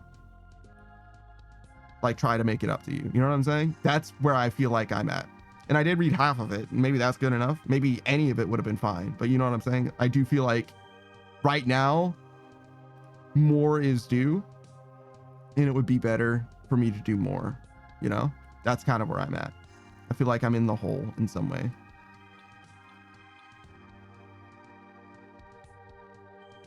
In like 2 ways, in fact. I feel like the fact that I feel like he's not trying to meet me in the middle is like already like a certain sense of like entitlement. You know what I mean? Like, I am the asshole. It's like, I'm sure that he is. You know what I mean? I can't appreciate the things that he's doing for me because I don't know that he's doing them or whatever. And that's like so much of where the problem comes from. Yo, am I in a total world right now?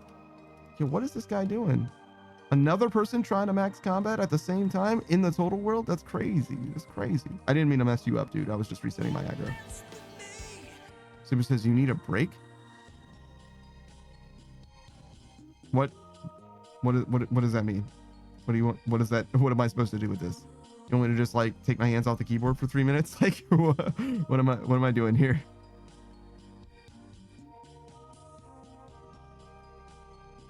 What does you need to break me?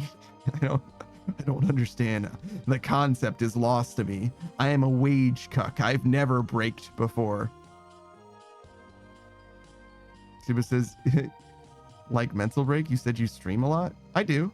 But like, the reason why I stream a lot is because this is the thing that I have going on. This is what I do with my time.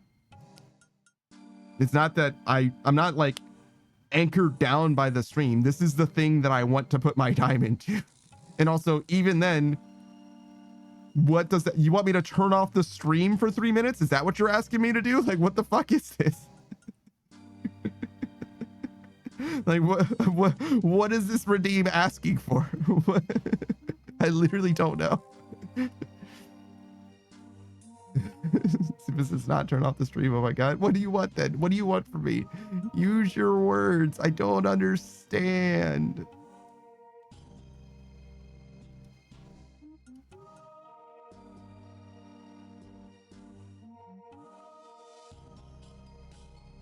No, did I change the music?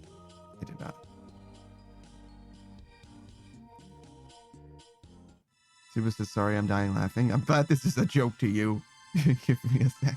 Oh, what am I? Funny? Funny how? Funny like a clown?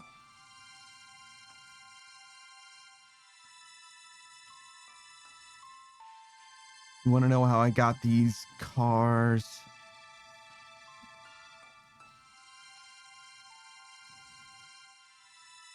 I do really like the scars thing in that the Dark Knight Joker movie. I've never seen that movie, but the fact that it's got like the 3 origins or whatever, the 3 different stories that he tells in the same movie, so you're just like, wait a second. Bro, do you just make this shit up? Super says, maybe hands off the keyboard, basically rest yourself a little from gaming, mental break. You just don't understand always being maxing, do you? Bill just says, we taking Homer Simpson funny or Goofy funny? What's the difference? Those are like 2 extremely slapstick oriented characters. Like, what actually is the difference, Delta? All right, yeah, we can add. We can take a 3-minute break then.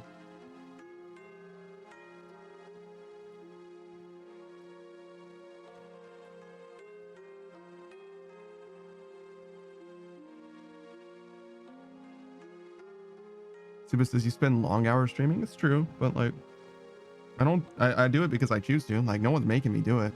I'm okay. I don't need help. You don't need to do anything. This is fine. This is what I wanted. There's no problems. I would let you know in some way. If there was a problem, I would let you know, right? Like, I spend so much time streaming. I'm sure that there would be a way I could communicate that there was an issue in some way. Robert says, look out a window for 3 minutes or something, I guess. I have blackout curtains. I have blackout curtains that I can't very easily look through. One of them is a blackout curtain that has a shelf pushed up against the curtain, so I can't like really look past it. And the other one is in the other room. I could look through that one if I really wanted to, but it's like basically like a comforter, like a thick down blanket on this window, like fully blocking it. It is basically eternally night in my house. Well, maybe not the whole house. Mostly it's just the upstairs where my bedroom and this computer is. There's like one window on one side of the house and one window on the other side of the house, and both of those have very thick blackout music. Delta says, what kind of music do you got? Like access to right now? Just the RuneScape soundtrack, I guess. But I have my own music that's like part of the stream. But if you mean like in my life in general, like what kind of music do I listen to, I guess? It's a bit of a different question. Lots of different genres. I guess my favorite genres are still like electronic, like electro swing. And I guess my third one would be like rap, I guess. But also my fourth would then be like emo-ish. And then I guess my fifth would be like teenage girl heartthrob romance. Like anything that like a 13-year-old girl would listen to about like a guy singing about how he loves her or whatever. That shit, I eat that shit up. Like fucking Ed Sheeran, fucking Justin Timberlake. Those are like obviously older, but you get what I'm saying. Shawn Mendes, those guys. Yeah, definitely. Super says, I like electronic as well. House music, yeah. I don't know why it's called house, but yeah. Okay, we're done. We've done it.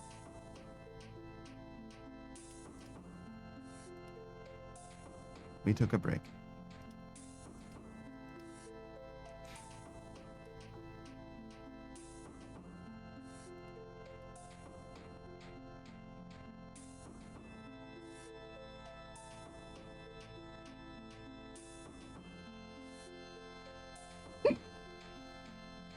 Blue says, holy hell, is that the Daft Punk Panda? No, it's that Daft Punk Panda, idiot.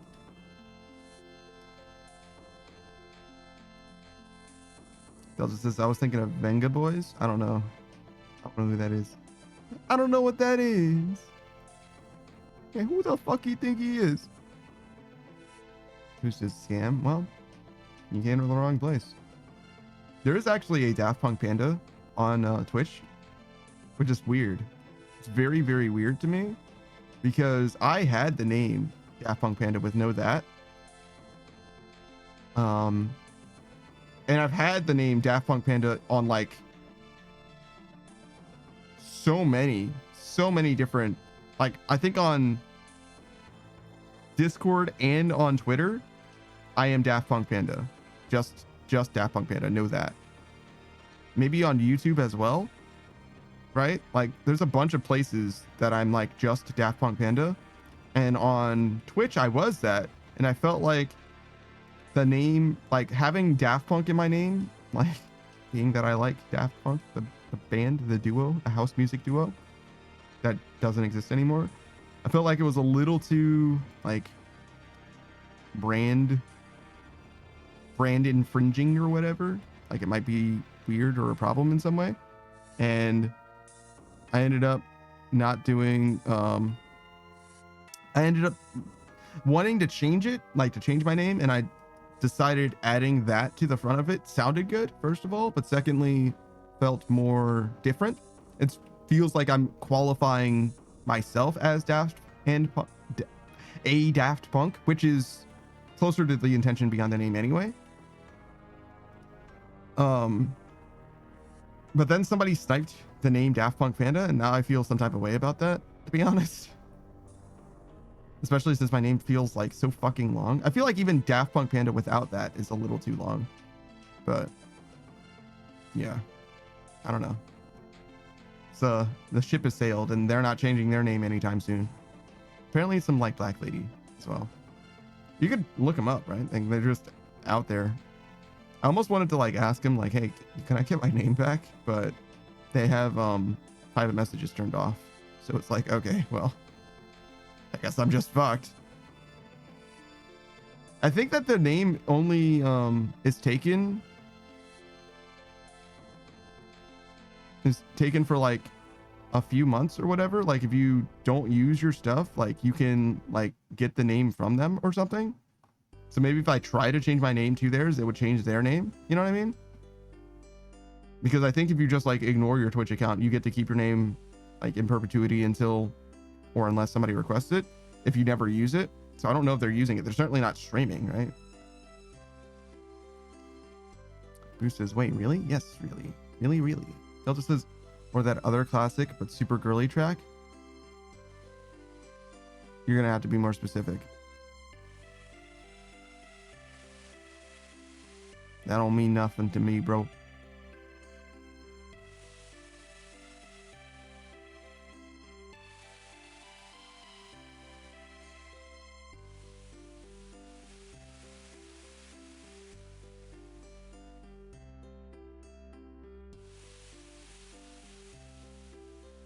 Ah, joy.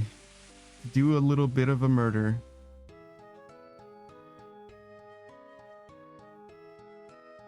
Nothing like a little bit of murder to get the stream going.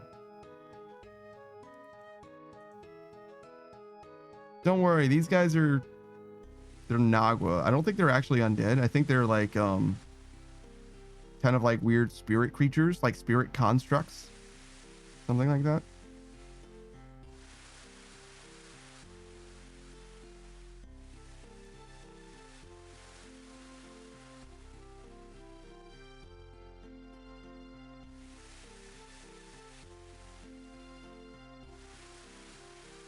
So really, I'm doing a service. I don't actually know what they're supposed to do. I think that there's like lore for it. I forget what her name is. It's like Aapoli or whatever. She's the girl that I turned those stuff into over here. Like I give her the sulfurous essence every rotation or whatever. I don't know what specifically is going on, but she said something like, oh yeah, we were made by the ancients that like built this structure and we're charged with like protecting it or something, I guess. It's like a little, not like unclear. I just don't remember. It wasn't like it was unclear. I just don't remember what she actually was saying. You know what I mean? Who says, all I know is that they're made of sulfur and smell like rotting eggs. Is that what it says? Brittle, rocky skin hiding pockets of volatile explosive sulfur. So it doesn't actually say that they smell like rotting eggs. It's just what sulfur smells like, right? They might not smell like sulfur. You don't know that.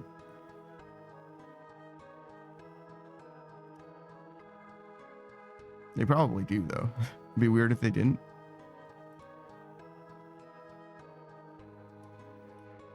Who says if it's made of it, then it smells like it? What? It's probably true. It's probably a reasonable deduction, to be honest. There's definitely ways that they could not, but you definitely have to fan in your way around that one. It's like they definitely almost smell bad. They almost definitely smell bad. Yo, I just missed this guy like 5 times, bro. Come on, he's the tankiest dude alive. I lost 5 prayer for that.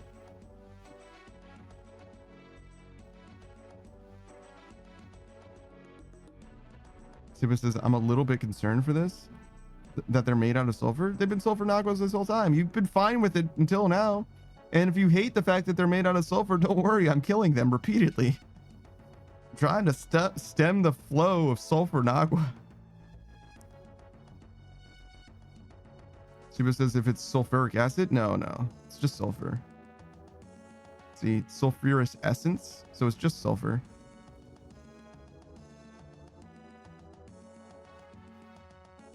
And like sodium is like a highly explosive metal, right? Like highly explosive, easily, readily contaminated, inflammable substance, right? And chlorine is a very dangerous, poisonous gas. But sodium chloride is table salt. It's perfectly safe and stable. You know what I mean? Like, just because they've got sulfur in them doesn't mean you need to worry about sulfuric acid. It's fine. It's fine.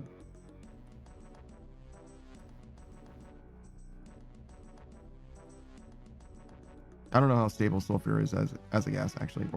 But I think it's a solid in this case. Who says, what do electrons do? Fuck, all kinds of crazy emergent shit. Chemistry is crazy, dog. Chemistry is what alchemy became.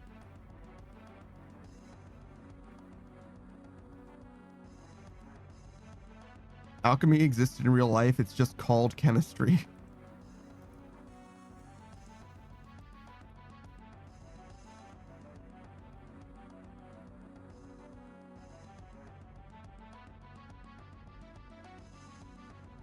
I should not have drank that right then. I should have waited one more second. There we go. A little better.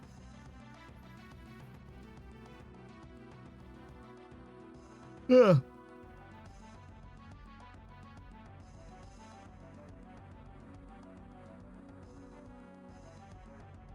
Who says facts and the phrase fuck around and find out is what became science?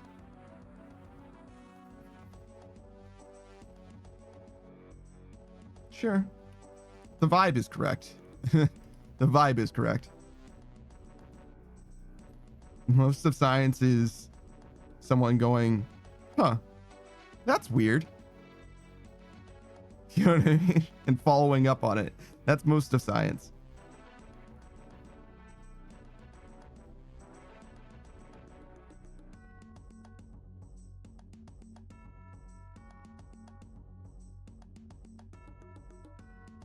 I forget who said that. I got that from someone. What is this guy doing here?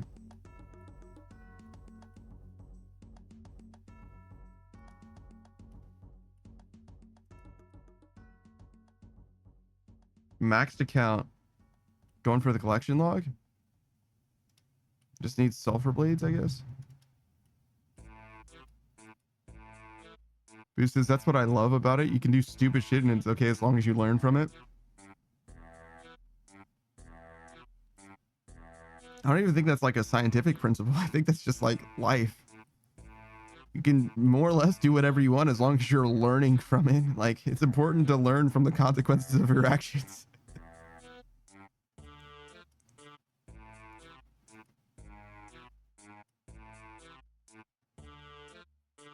Who says, yeah, but that's the foundation of science? Sure. I don't know if you need the shit that you do to be stupid. You know what I mean? Like, you're kind of implying like that, like science couldn't exist without people doing stupid shit. And I'm like, well, no, that you can like make informed choices. Like it doesn't need to be stupid. You know what I mean? Like you can approach things in like a smart way, right? Like it doesn't have to be stupid specifically in order to be science is kind of what I'm saying. It's allowed to be stupid, but it doesn't need be.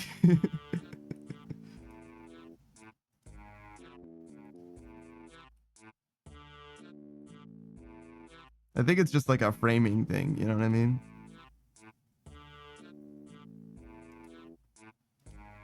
Who says, when we make it a discovery, it's deemed smart, otherwise you look like a lunatic? Sort of, right? But like when you base the stuff that you're doing off of somebody else's stuff, that's like almost innately not stupid, right? So it's as if you're saying that all science is like a discovery in a vacuum, where like almost all science is based on something that came before it, you know?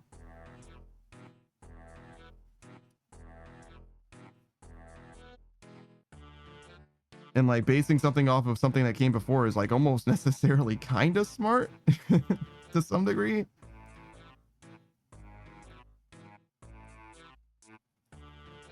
Who says, nah, I'm just oversimplifying it? How dare you?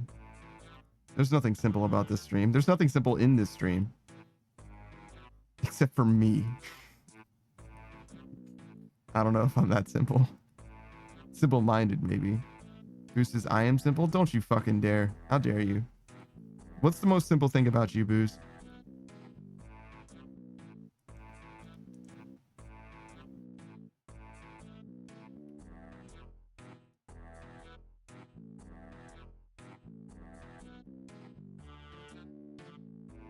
Boo says, everything, really? Wow, it's so simple that he has to encompass his entire existence. So simple. I rest my case. Saku, what's your favorite simple thing? Simple thing. Yeah. See, even that's ambiguous to me. What's a simple thing that you like? What would be considered a simple thing? You're overthinking it, I think. Simpler than that. Super says I was half expecting him to say booze. That would have been fucking legendary. Be like, oh fuck, he's right. Booze says he likes Simple Plan. Well done. I don't think Saku knows who Simple Plan are. He listens to video game music. There's a chance though. They were extremely popular in the 90s.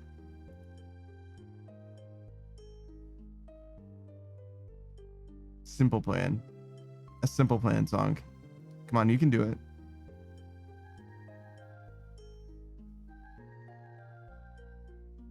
I'm just thinking of, what is it? Fall Out Boy? No.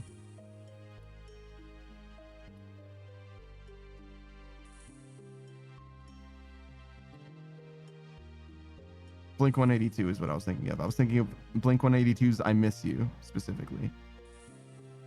Which I think has the energy of Simple Plan, but is not by them at all.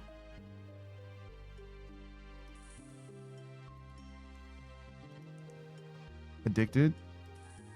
Is that I'm so addicted to? No, that's 3 Days Grace. Right? That was it? Oh shit, that is Simple Plan? Okay. All the things you do when you're going down on me in between the sheets.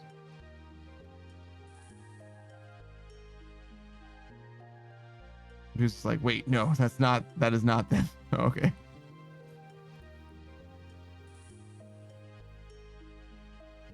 Okay. So I just happened to say a part of the song that is similar to a different song. Do you have more than that? I'm addicted to you doesn't mean anything to me.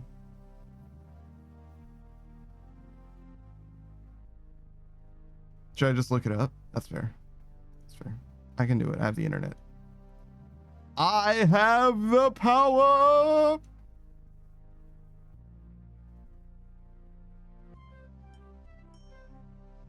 What's new, Scooby-Doo? I'm coming after you. I'm gonna solve that mystery. That one?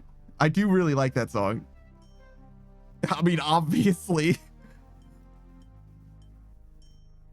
Simple Plan Addicted.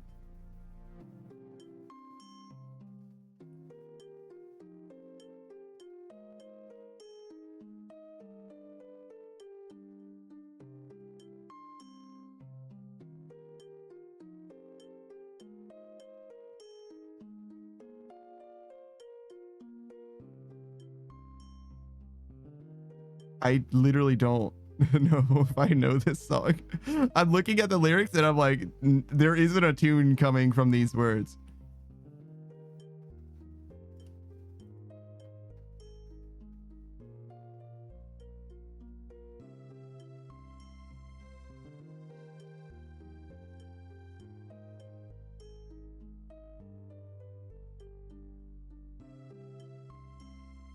Koya says, all right, nice. I am back.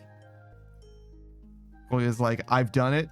I've accomplished this thing. I'm back. You're welcome, everyone. Koya says, I had to get rid of some PFAND.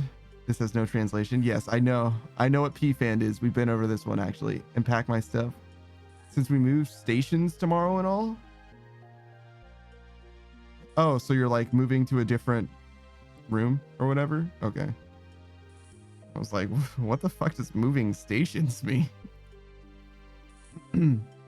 I don't think I know this song.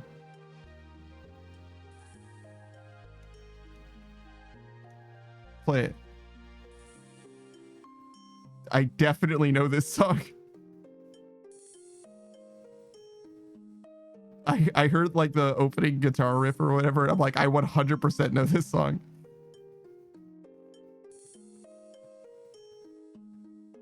Okay, yes.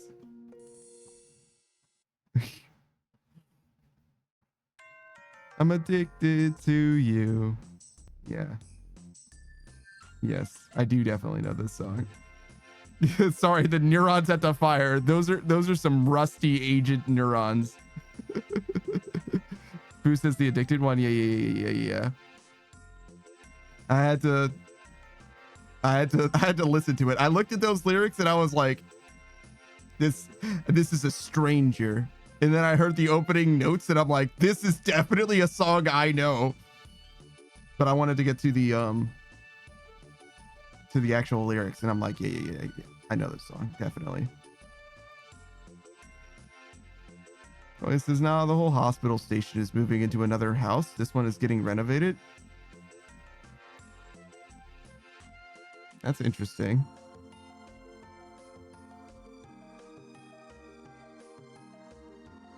That's like an orphanage moving house, you know?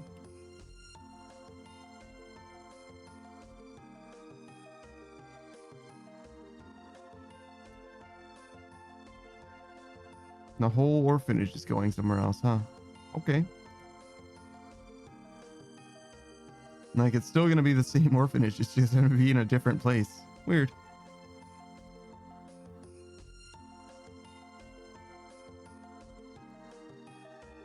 See, what makes this orphanage is the management and the people, not the location.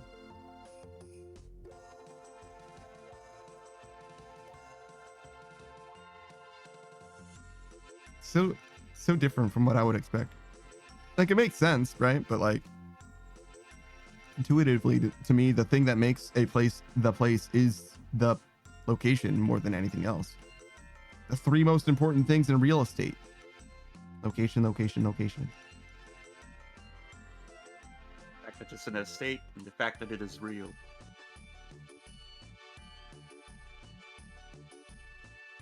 No. You could probably sell fake real estate, actually.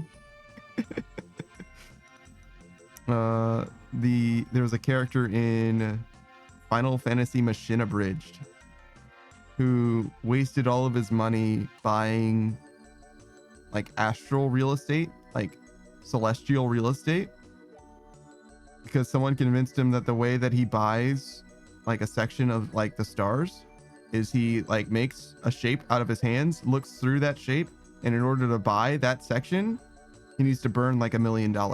Just light it on fire. And he just did that a bunch of times. Koya says, funny thing though. Oh shit, here we go. Koya says, they have to give me a single bedroom. They couldn't within the normal patient's rooms. So I'm going to be upgraded to private insurance patient, aka luxurious rooms.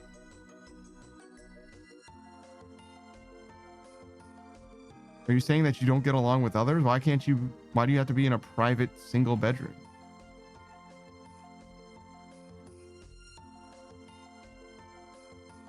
Also, that's not funny. Koya, we need to talk about things being funny. What is wrong with your funny sense here, Koya?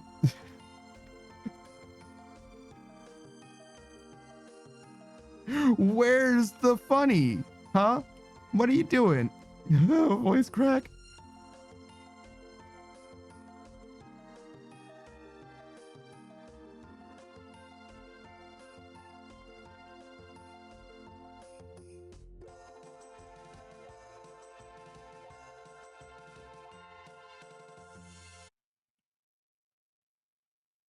Who says, I don't get the ha ha ha from that. I get the ha ha aw. I don't know. Being in a luxurious single room is probably good, right? I get the, oh shit. That's pretty schnoice, you know? That's what I got from it. It's pretty sick, nasty, you know?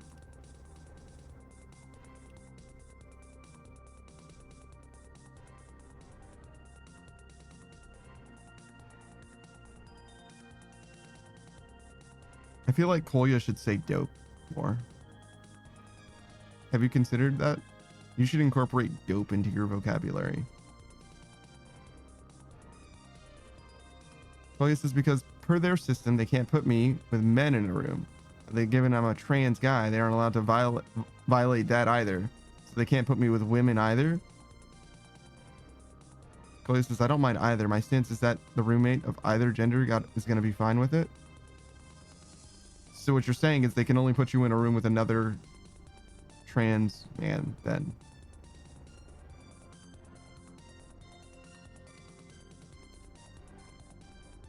Okay, sure.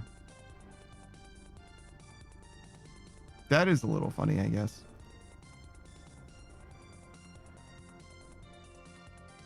Kolya says, yeah, technically. See? You're welcome. You're welcome, hospital.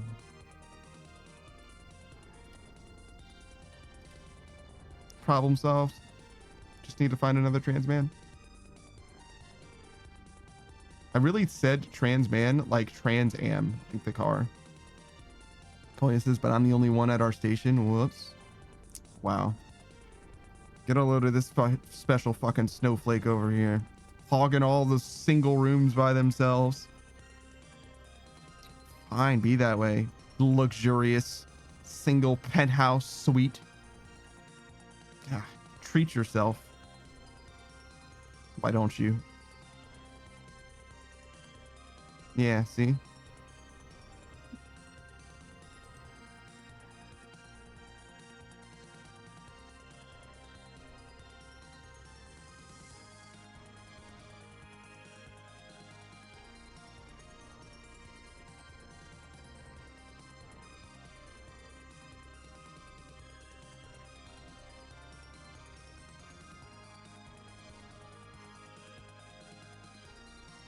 God, I'm the fucking worst. I think I'm just like an asshole when it comes to emotes. Because I'm like, it's too overexposed. I can't fucking see any detail. I can tell it's a face, but I can't tell what the expression is. I'm the fucking worst when it comes to emotes, man. I'm like the fucking harshest emote critic for no fucking reason, dog. I don't know why I'm like this. I feel like I'm not picky at all until it comes to emotes. The smaller you render an image, suddenly the more I care about the particulars about it. The bigger it is, it's fine. I've seen thousands of emotes that I'm like, I don't like it. And then I click on it and I'm like, oh, it's fine. Is this too small for you? No. The problem is that I can't read the word raid. I can see that it says raid or RA. But that's because I am in Twitch dark mode. But the rest of it's fine, actually. It's pretty good, actually. My suggestion, unwarranted though it may be, would be to add a white outline to the word raid and an inner line for the interior part of A and R.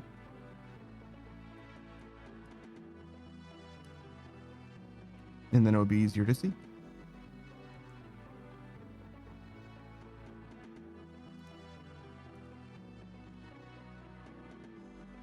Why do you have a sword?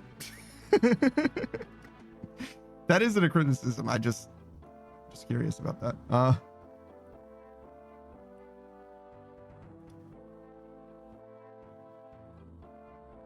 Kolya says, if I one day have access to my art files again and the tech, I can do that. Yeah, sure. And you don't have to do anything. If you like it the way that it is, it's your fucking emote. Like, well, fucking, who am I to tell you how to live your life? You know what I mean?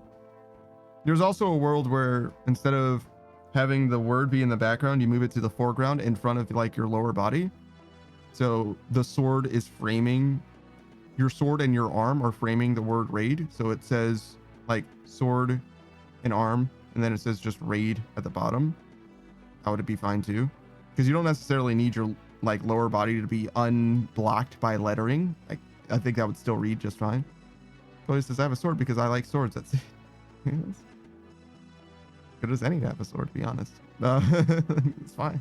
I knew that you like swords. It's just like I've never seen a sword in your character design before. I didn't know that was like canon part of Kolya. You know what I mean?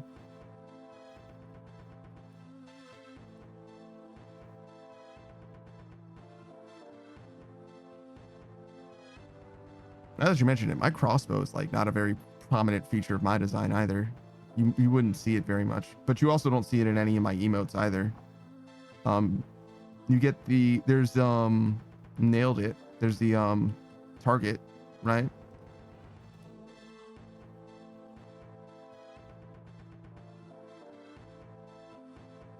But you don't really see the crossbow at all. Pretty like. Actually, do I have art of it? Now that I think about it, is it like depicted even when I'm like jumping out of that window?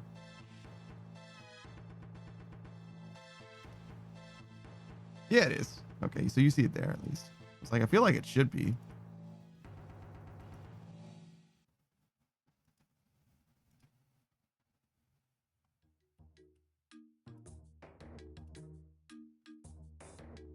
It's funny. I'm like very much like a bow purist or whatever. Like I really do like archery specifically, not as much crossbows. Like crossbows are cool, but like I definitely like bows way more than I like crossbows. You know what I mean? Crossbows are a worse bow for me. I'm just like, yeah, it's like a bow, but like not quite. It's just not quite there, you know? But I didn't give myself a bow at all. I was like, no, crossbow fits better. Weird.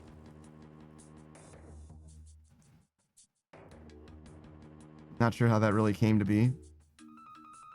It's just a vibes-based thing, I guess. Like, no, it should be a crossbow instead. It's not like crossbows are particularly futuristic anyway, you know what I mean? Like, they're kind of ancient history at this point. Shit's like several hundred years old.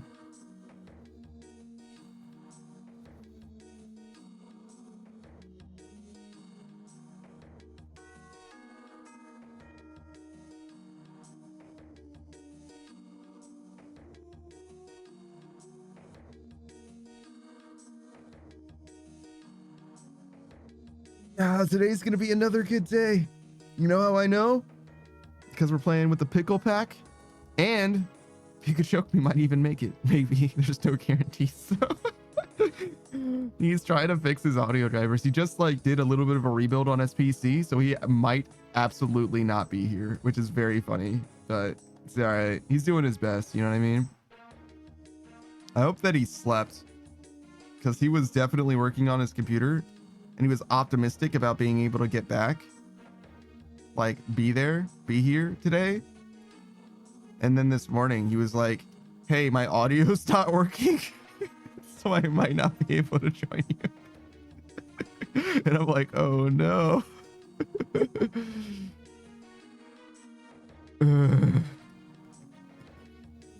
Yeah, when I last hit him up, right? It was 12:43 a.m. He was like, yeah, it shouldn't be that much longer. Right? And at 10 a.m. today, he's like, okay, so my audio's broken.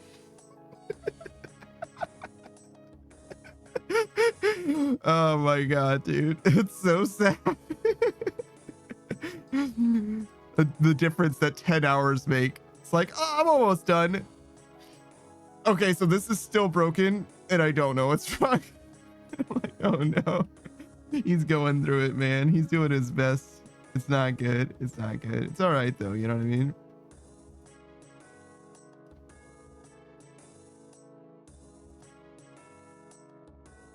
It's silly, but it's all right.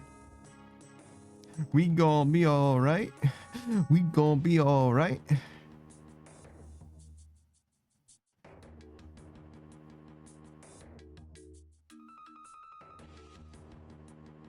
I actually hit up John Smolth as well.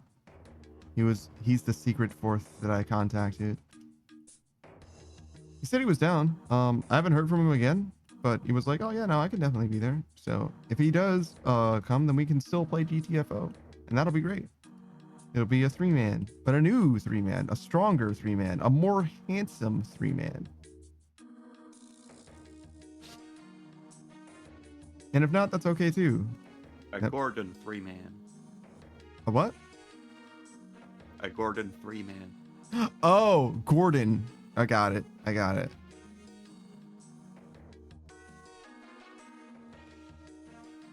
I've never played Half-Life. Have you played any of the Half-Life games? I've not played the original. Hmm. I've played the Half-Life 2 series, and there was also a, I think it was a remake for Half-Life 1, Black Mesa Source. Mm-hmm. Is it that different from the first Half-Life? Isn't it? I thought it was like pretty true to form. Well, I think by remake I mean remaster. Hmm. I just don't know what the difference between those games are. I just assumed that it was just Half-Life, basically. I think it's just Half-Life, but I've not played the original, so I No. can't tell. Gotcha. Fair enough. Yeah, I've never played any Half-Life, anything. And I've like barely played Team Fortress 2, in fact. I did play Portal and Portal 2 though.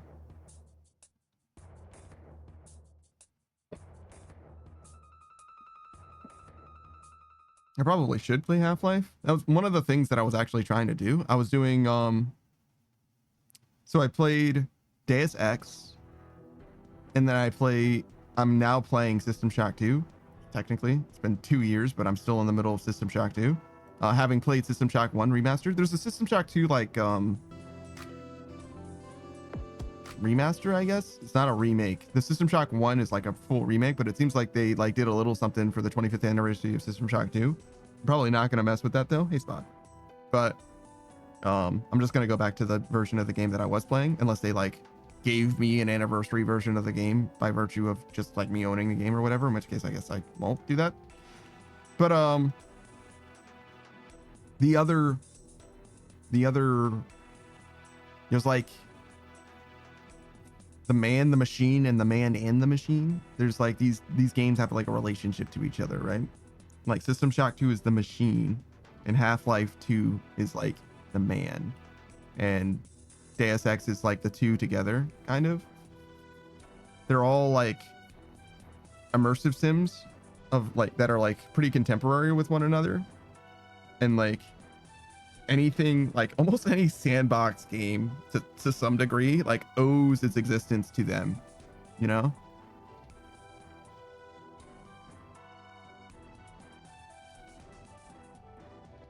So they're very, very important landmark games, but I haven't played all of System Shock 2. Need to finish it, and I haven't played any of Half-Life, but it's like kind of on my list. The reason why I didn't do Half-Life first is because I forgot the third of the games. I remember it was Deus Ex and System Shock, but I forgot what the other one was. But it was Half-Life. Which is funny, because the reason why I forgot about which one it was is because Half-Life is so prolific to me. I feel like Half-Life is extremely well known. Much more so than Deus Ex and System Shock. I feel like there's a lot of people who just aren't familiar with those games. Like, the fact that they even exist. But Half-Life, I feel like most people would know about that. Half-Life is like probably about as well known as Halo is, or something like that ish. It's just older.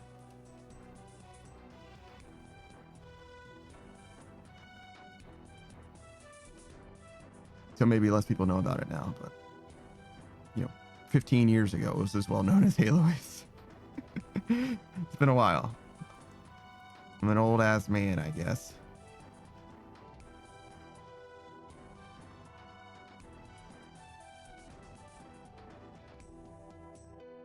I was in Kat's stream yesterday, and Kat was like, "So are you going to bed, old man?" I was like, "Hey, yeah."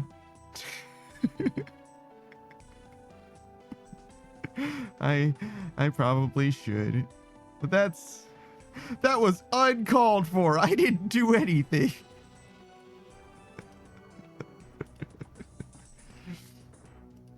You didn't need to say it. Let me live. I'm fucking drinking my prune juice, eating my fucking oatmeal, all right? Like, fuck. What did I do to deserve this treatment?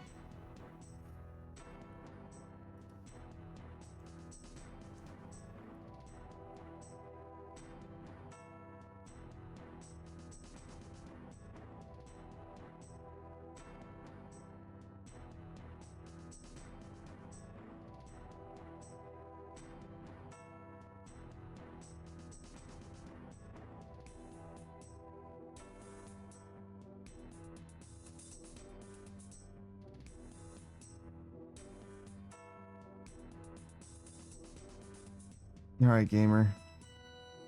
You gotta lock in and get the experience that you deserve. Oh, hey, it's that guy again.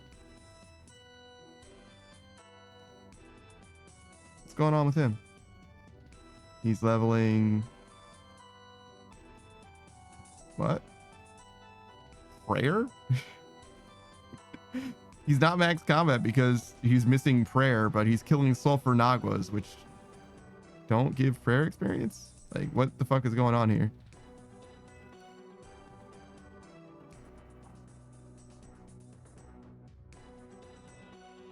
So he's missing prayer, rune crafting, and construction. So he's leveling rune crafting by killing sulfur naguas. That's a fucking nightmare scenario. God damn. It's gonna take him a fucking eternity. And crafting. 7, 2 is 9. Plus 8 is 15. Plus 7 is 22.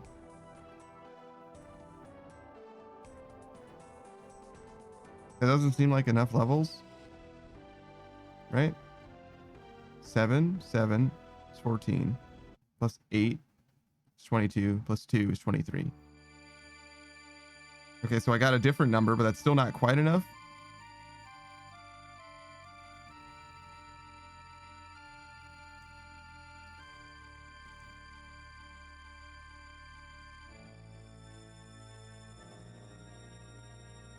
What?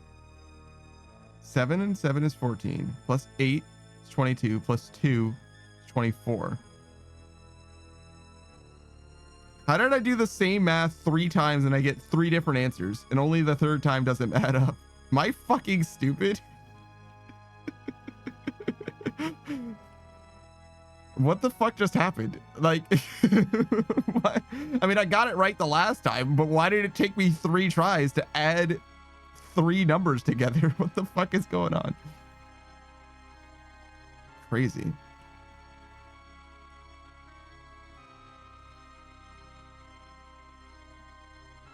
No, fuck. I'm thinking of that Fallout song again that I never figured out the name of. Fallout. And maybe I'll say... Oh, it's ink spots? Isn't ink spots? I don't want to set the world on fire, though. Oh, wait. They're called the ink spots. They have a song called Maybe? Is that what it is? Ink spots. Maybe. And maybe I'll say... Whoop. Whoop, whoop, whoop. All right, we're good.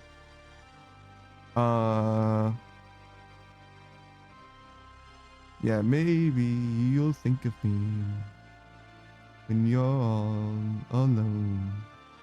Maybe the one who is waiting for you will prove untrue. Then what will you do?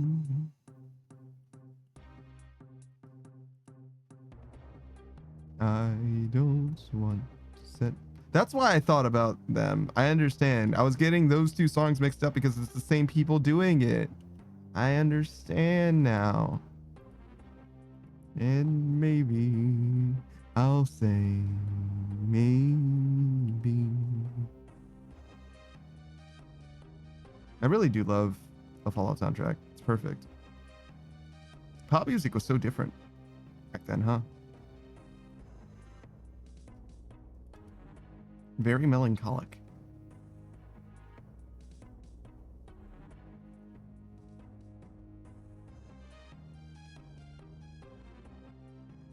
Melancholy sounds like a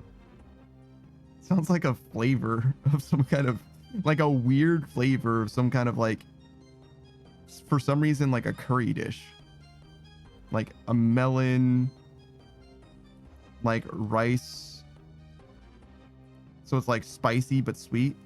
A melancholy, you know?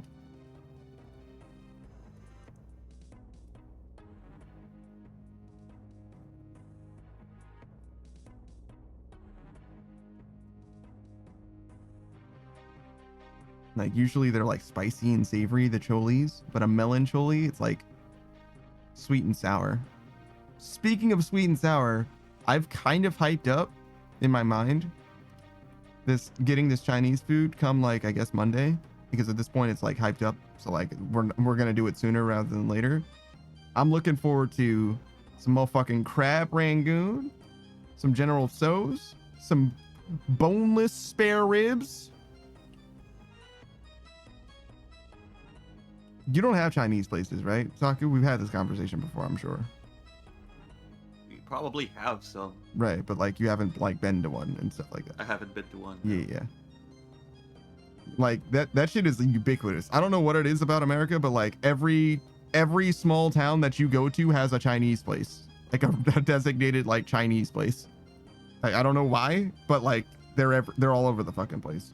There's a lot of Mexican food here too, like just everywhere. But yeah, it's I was thinking about a different, like getting something new, trying something different that I've never perhaps tried before. But I don't know of any dishes that I haven't like really tried, to be honest. Have I tried egg foo young?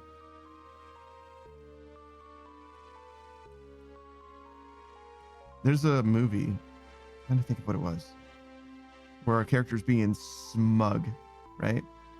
And they were ordering Chinese food, and somebody orders, I think it was egg foo young, right? And got the smug guy's like, that's not really Chinese. The other guy's like, what the fuck do you mean it's not really Chinese? We're at a Chinese restaurant and I just ordered this fucking Chinese food. And he's like, the word for egg in Chinese is this word that he says or whatever. It's like nuke or whatever. Nu. So if it was really a Chinese dish, they would say it in Chinese, probably. Oh, he says, you're making me hungry. Good thing dinner is soon. I don't know why you said it so ominously. Why would you say that like that, Kolya? Why would you say like you're about to commit crime? Ah, yes. Dinner is soon. Ah, I'll be feasting before long. Okay. All right, Kolya. Why are you saying it like a creep though? Like, what the fuck is that? I don't know why you would impart that upon me. Like, obviously you wrote it that way. I didn't decide to read it that way for no reason. Fucking weirdo. What are you gonna have for dinner? You planned it a week in advance, right? Kolya says, you good, bro? I'm great. Why do you ask? Why are you accusing me of being weird? I'm not weird. I've always been normal. I'm so fucking normal right now. Kolya says, now we plan lunch a week ahead. Oh, I thought it was like the whole... So you just get the dinner that you get? Dinner's the same every day? What the fuck? Why? Why is the dinner... What? Okay, so dinner's the same every day. What do you get for dinner then? What, meat and potatoes? Siba says, Panda, I'm gonna lurk. I've had it up to here with this. That's fine. All right, thanks for hanging out, Siba. Thanks for stopping by. Siba says, I have something to do. I have somewhere that needs me. I understand. Go to your people. Return.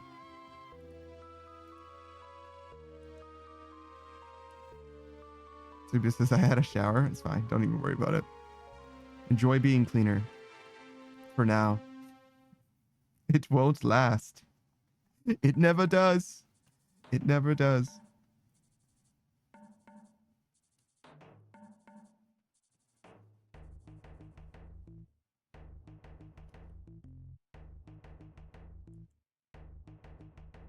No, I didn't ever do. There we go. Oh, wow, our rate is fucking terrible. We did take a 3-minute break, I guess, but like, damn. Steven says, what the fuck are you on about? I'm saying enjoy being clean while you are because it doesn't last. Right? We are all taking showers just to become dirty again. Koya says, if the kitchen gets it right this time, which likely won't be the case, if I get 2 slices of bread, cream cheese. Oh, I'm sorry. If they get it right, then I will get 2 slices of bread, cream cheese, butter, and 2 slices of Gouda, along with milk soup. Today it's porridge and peppermint tea.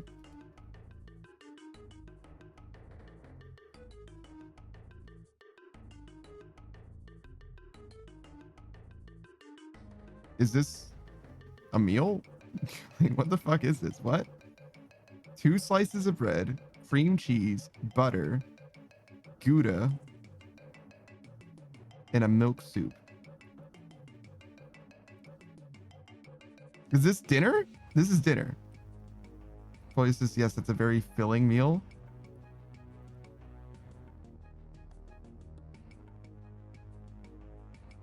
Why do you eat cream cheese and butter? So you're getting a cheese sandwich and soup.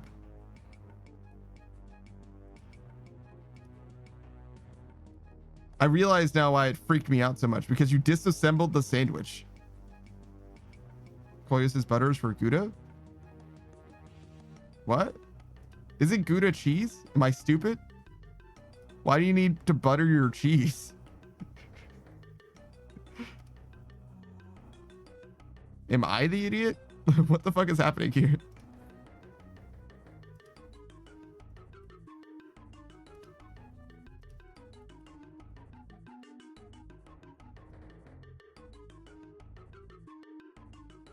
Are you... Chloe says we get it separate, that's why? Yeah, because... Savage made it very clear to me that when you get a sandwich in Germany, they disassemble it. They don't give you a sandwich. They give you ingredients and they ask you to assemble the sandwich yourself for some reason. So you have 1 sandwich and soup. Yes. That's what you're eating. You're eating a sandwich and soup. Chloe says we don't even call it sandwich. I don't know if that makes it better.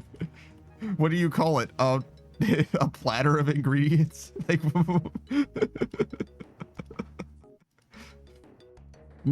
you have the makings of a sandwich. You're getting. If I said to you, here's your meal, right? For lunch, you are going to get 2 slices of bread, 1 slice of lettuce, 1 tomato, 1 slice of ham, 1 slice of cheese, a small cup of mayonnaise, and a small cup of mustard. What I've given you is a deconstructed sandwich. Chloe says, we don't even fold it together. Well, some do, I don't. Just because you like your sandwich dismantled doesn't mean it isn't a sandwich. Kolya, that is a sandwich. That is for sure a sandwich. It's a little weird to have cream cheese and butter, I guess, but like, and also,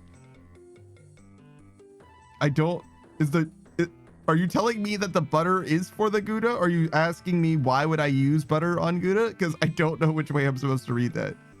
He says, call it what it is, a motherfucking sandwich. It feels like it's a sandwich to me.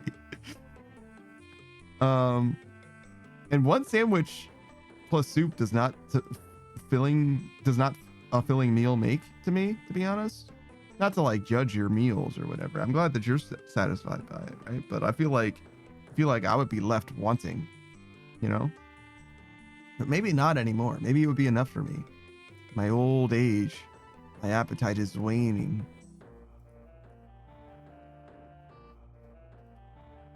What do you get from Chinese places, Booze? And also, are there Chinese places near you, Kolya? Have you ever had Chinese food? Or is Chinese food as alien to you as deconstructed German sandwiches are to me? German deconstructed sandwiches, whatever. Kolya says, well, the cream cheese needs no butter, but the Gouda does. Just a dry slice of bread and Gouda is dry.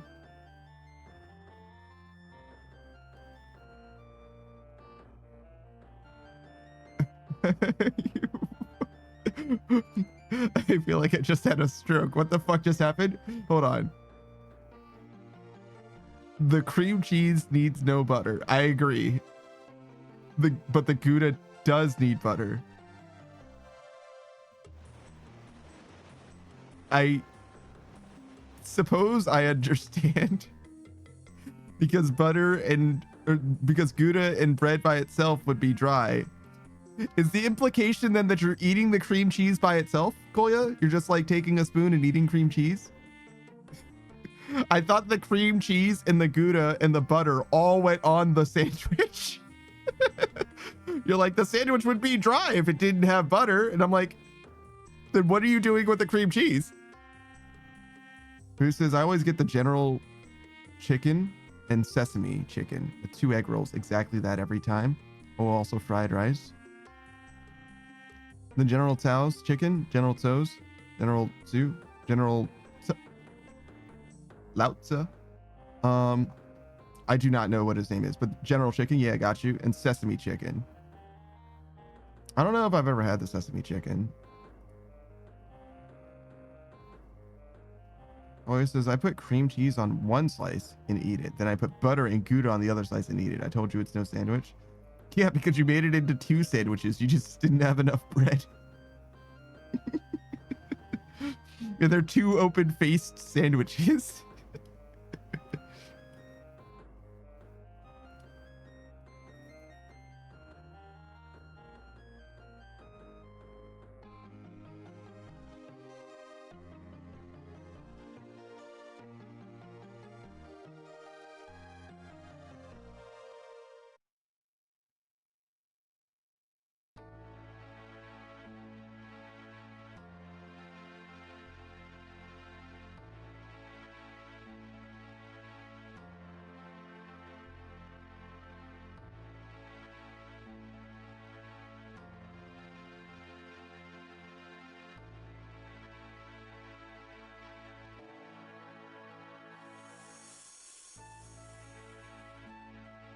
Oh, that was a big stretch.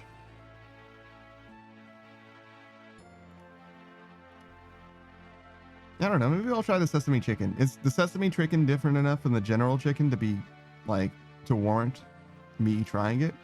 Or do you just know that you love some Chinese chicken?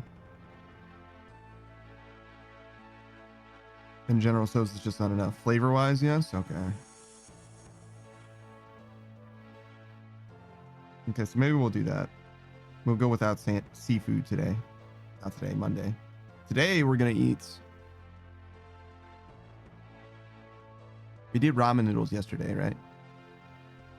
So pork and beans, I guess. The sesame is sweeter.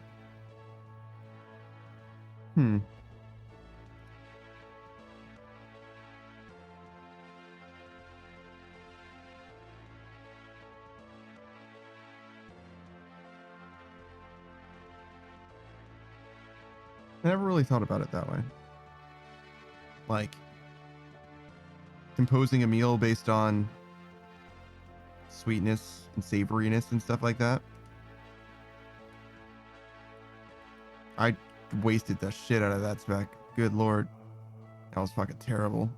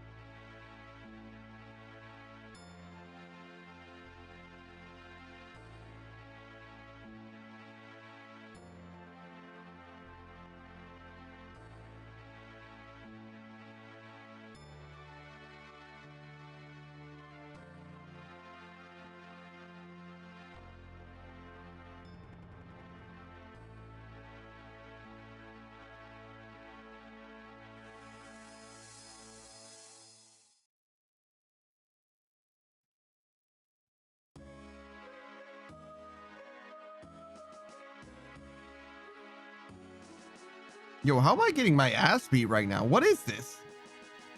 Look, he's gonna spec me. I missed him 3 separate times. 6 double misses. Or 3 double misses, I mean. Bro. That was the tankiest motherfucker ever. What happened?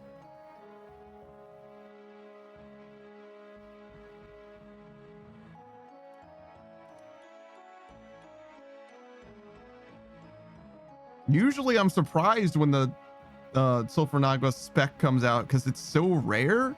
That time I saw it happen in real time. Like I was just getting my ass beat. Like he was unkillable. He was impossible to hit. He's made out of rubber. How did that happen? Yo, he took a bite of gum. Yo, is it shameful that I love the One Piece rap? Like I actually genuinely love the One Piece rap. Should I be ashamed of that? Is it like actually a bad song and I have bad taste? I like how silly it is as well. So I guess I acknowledge on some level that it is bad. Who says, yo ho ho no? I don't know if that was you disagreeing with me or if you expressing a sentiment of dissatisfaction with my life choices. I don't know if it's a life choice that I like it.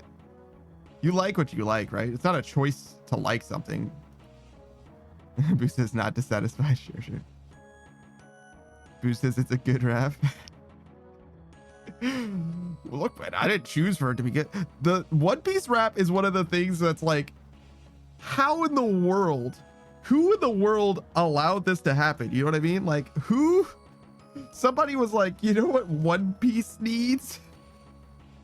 Because there's no hip hop in One Piece at all. Like, not really, at least. But somebody was like, we need to make sure that people know that that this show is cool and trendy, right? And the only way that we know how to do this is by making absolutely certain that the theme song has rap in it. Like, why? Why did this happen? Who allowed this? Who's responsible? Who's the rapper for the One Piece rap? I know who the rapper for Knuckles is in Sonic Adventure 2. The Ghost Pumpkin Soup. I ain't gonna let it get to me. I'm just gonna creep down in Pumpkin Hill. I got to find my lost piece. That guy, that's Hunted P. And that guy is kind of a scumbag, actually. I don't think he's been like canceled or nothing, thankfully. But he's like not a very good guy. He's like trying to scratch out every ounce of clout that he possibly can by lying to the community and taking advantage of people's affinity for the music that he contributed in like some game that he somehow ended up in or whatever. Well, he says, of course I didn't get what I chose. Oh man, what did you get? Wait, what? Hold on.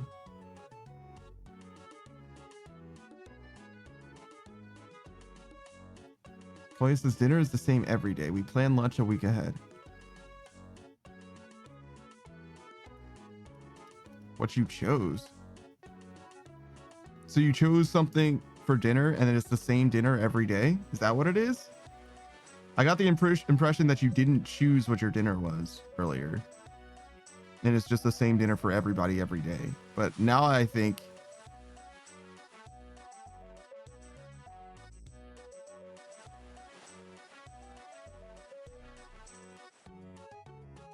Koya said, yeah, Emmy, and then whoops. So I'm waiting for the correction.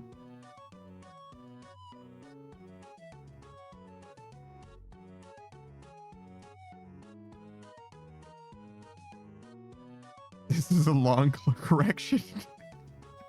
Koya says, I chose what I listed earlier. But the kitchen fucks up hardcore for the last 2 days.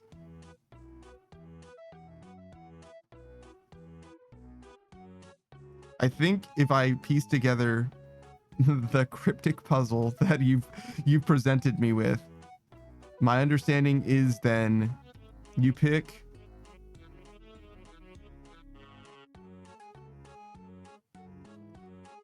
we have to review the facts. Why do I feel like I'm doing a research project? We pick lunch a week ahead. We plan lunch a week ahead. Dinner's the same every day.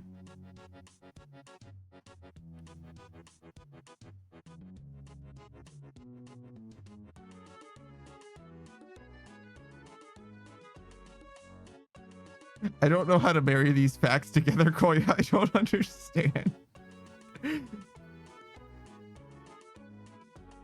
I chose what I listed earlier. Koya chose the dinner today, but it's the same every day.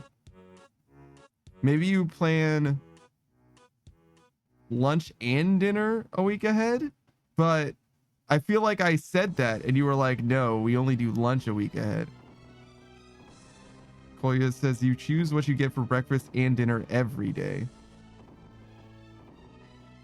but you plan lunch a week ahead. This seems like a needlessly confusing. Why do they do just? I mean, I guess it's nice to have choice sometimes, even if it can't be all the time. But like, why is it? Why are they different? Also, 3 meals a day seems like a lot. Places as in breakfast and dinner stay the same.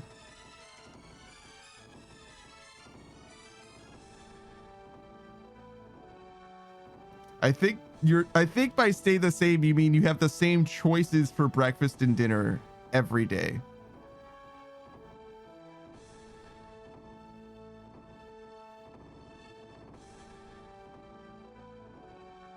I don't understand. Koya says you chose what you get for breakfast and dinner every day, as in they stay the same.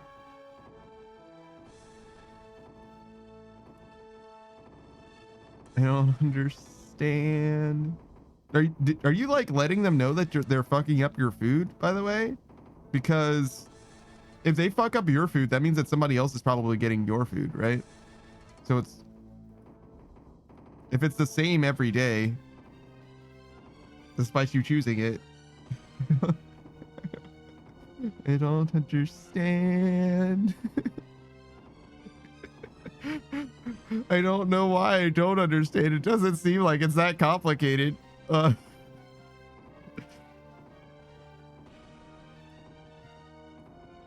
I should just let it go. Maybe I'm too stupid, and that's okay. Koya says, oh no, I'm getting the new patient food, aka kitchen assembles at random. And yes, they know. The new patient food. Okay, so there's a new patient whose food that you are getting, and they are getting your food, and the kitchen does know that they're fucking it up. Or they have fucked it up twice. Let's see. That's kind of a shame. Voice says no.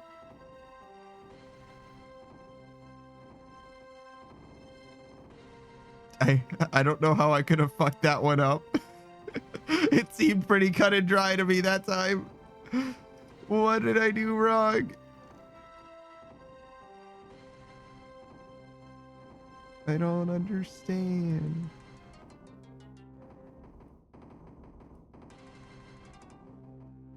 How can I be this dumb?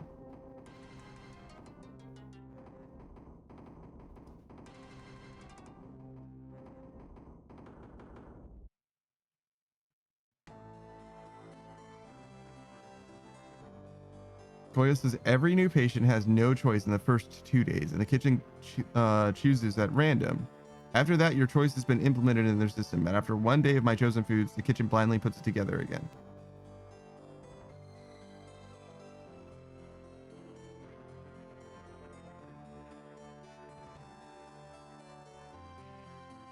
You don't mean blindly, but okay. They just, so you got your every new patient has no choice in the first 2 days. So they're treating you as if you're a new patient so far for no reason. Wonder why there's no choice the first 2 days. Is it just like a logistics thing for some reason? Weird.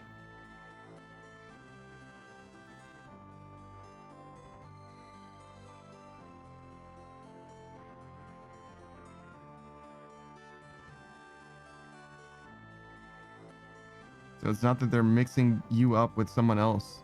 It's instead they're just deciding to give you weird shit. Delta says, I gotta deal with some chickens, might be a little late.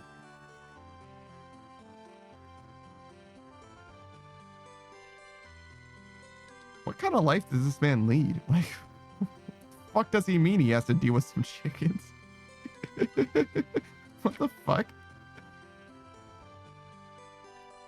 Oh, this is because it logistically takes 2 days to process the new chosen foods. Every nurse is annoyed by this slow system and every patient is annoyed too. Do they make the food like 2 days in advance? Weird.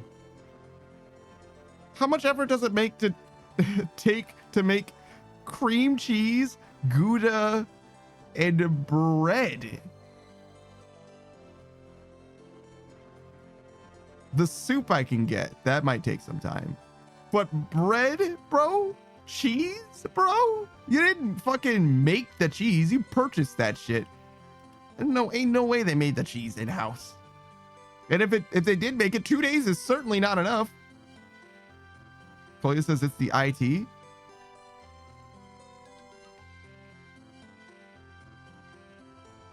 I have trouble believing. I have trouble believing that the like information transfer is so bad. IT being, what the fuck does IT? Information technology? I guess. I imagine. I have trouble imagining that it's so bad that it takes 2 days to figure out the logistics of like the meal. Like, how could that possibly be? I almost want to like, I want to work for them for 3 days. You know what I mean? I want to work for that place for 3 days, because there's no way that's true. Like, how could it be this bad? I'm sure that all the patients and all the nurses think the same thing, but you get what I'm saying is like, I want to be on the information side. Well, he says we all struggle to understand why it's so slow. Yeah, I believe it. I believe it. I'm not blaming you or anything or saying that you're like wrong. What I'm saying is like, how could it be that way? I want to know. Koya says we're in fucking 2925. Oh God, Koya's 900 years in the future. Holy shit. Yeah, that's terrible. I'm sorry to hear that. You're like approaching Wall-E, right? I don't remember when Wall-E takes place, but it's like 30 something, 31 something or something like that. It's like way off.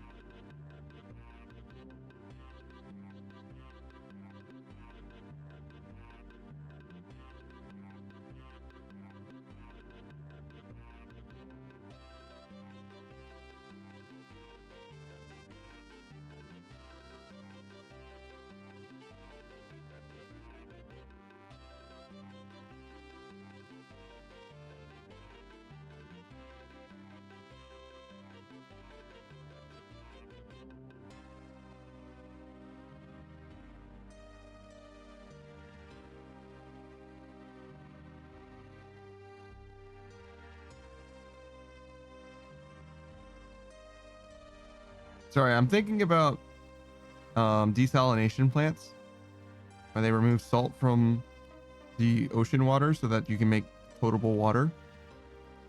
And I mentioned this before, right? I was like, why don't they just dump the water? So in order to desalinate water, you need to end up with like super salty water, basically, right? Part of the desalination process is that you end up with pure water and salty, super salty water, right? And what they usually do with the super salinated water is they just dump it into the ocean, right? And in my mind, I'm like, why would you do that? Rather than dumping it into the ocean, shouldn't you just like let the water like evaporate? And they do in some places, right? But like a lot of desalination, the places that need desalination the most are the places that don't have like any drinking water, right? And the places that come to mind to me that really, really lack drinking water are like, you know, like deserts and shit like that, you know, like the Middle East and stuff. That's not exactly a desert, but you get what I'm saying, right? It's like very, very dry, arid locations, right?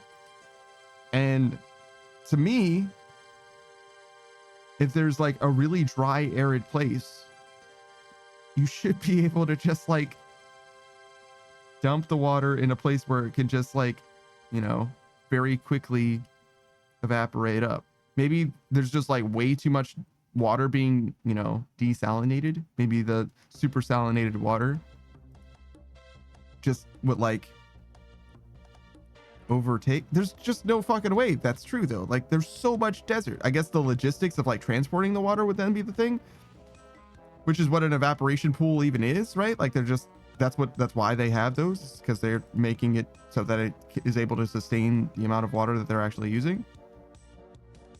But like, it's gotta be like, it's just cheaper to dump it into the ocean, right? That's gotta be the reason why, and they just don't want to use the real estate. But like, there's so much land too. Like, I just thinking about, but like, obviously it's different when it's like near the coast or not near the coast and all that, and that's probably what it is. They just don't have like the districting sorted. They just didn't plan to have a big desalination plant. But it seems to me like there's gotta be like a ton of land that they're not using for nothing. You know what I mean? That they could just like make a big old evaporation pool. I don't know. It's so obvious. It's so easy to say as someone who has no experience with it. It's like, surely it'll work out. It'd be fine. But clearly not. People smarter than me are like actually working in those fields and like trying to make it happen.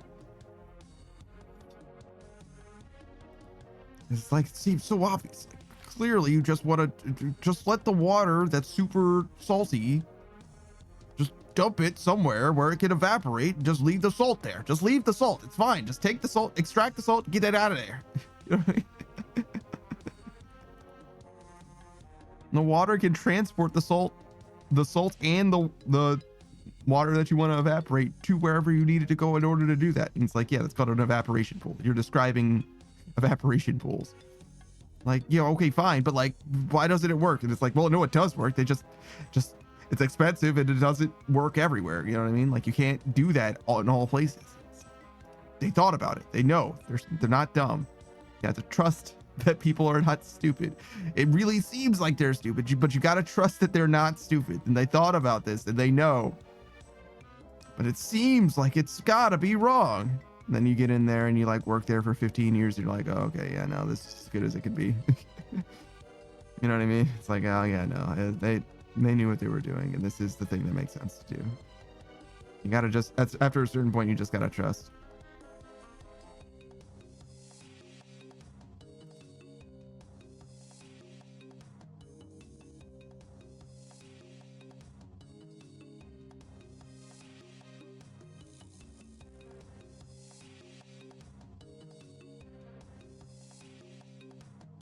Sometimes it is just like, this is the way that we've always done things and we don't want to do a new thing. So it isn't like we made an intelligent decision about this. It's like, oh no, this is just the way it's been. This is the way the infrastructure is set up, and it's expensive, or we just don't want to change. That's sometimes true, but usually, not usually maybe, but often, I guess we'll say, often they did actually think about it. And this is the best that they can do for one reason or another.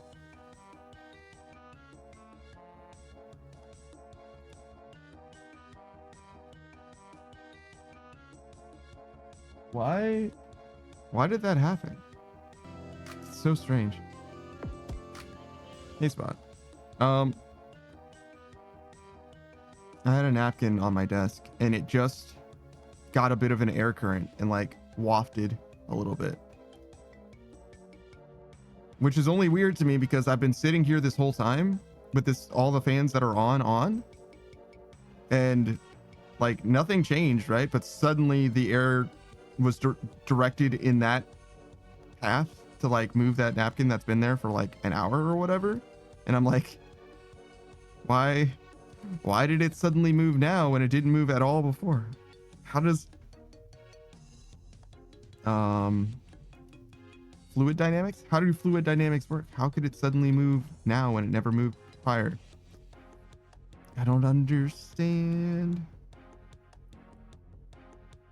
Also, it's very cold. Maybe I should turn off the AC. I think today, by the end of today, it's going to be warm enough that it's going to, I would have wanted the AC to be on at least at some point. But I kind of like turned it on in advance of that. So it's like a little cold right now, kind of freezing. Which is an interesting problem to have in summer. It's kind of bad logistics, you know. I thought it would be necessary, but maybe I was a fool. We'll find out.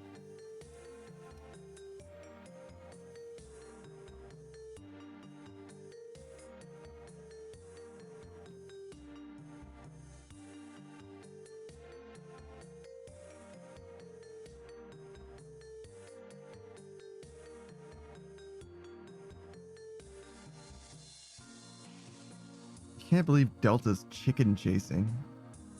Apparently.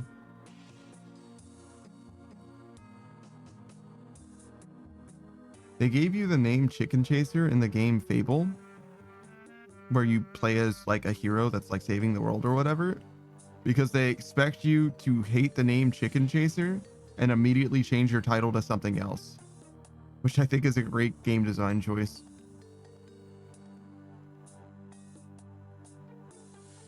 They're like, obviously you're not going to stick with the name Chicken Chaser. Obviously you're going to change it to something else. And as soon as you change it to something else, the first time, you might be like of a mind to change it to something else later as well. You know?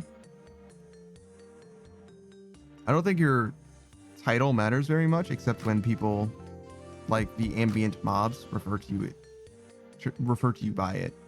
Hey, Spot. There was the name Ranger as well, which I took to be like in reference to like ranged attack, like fighting with bows. But instead of interpreting it that way, I guess they're like home on the range or whatever, and there was like random people, like just faceless NPCs or whatever. They would be like, oh, you're working on the farm, are you? And it's like, what? No, what? Why would my hero name be Ranger? Like, as in a farmer? Like, what the fuck does that mean, dog? What do you mean by that? You can also choose the name Hood, like you like the hero name Hood, but there's only 2 hoods I think in the entire game, and they're like basically starter gear. Maybe even 1, to be honest. It's very weird.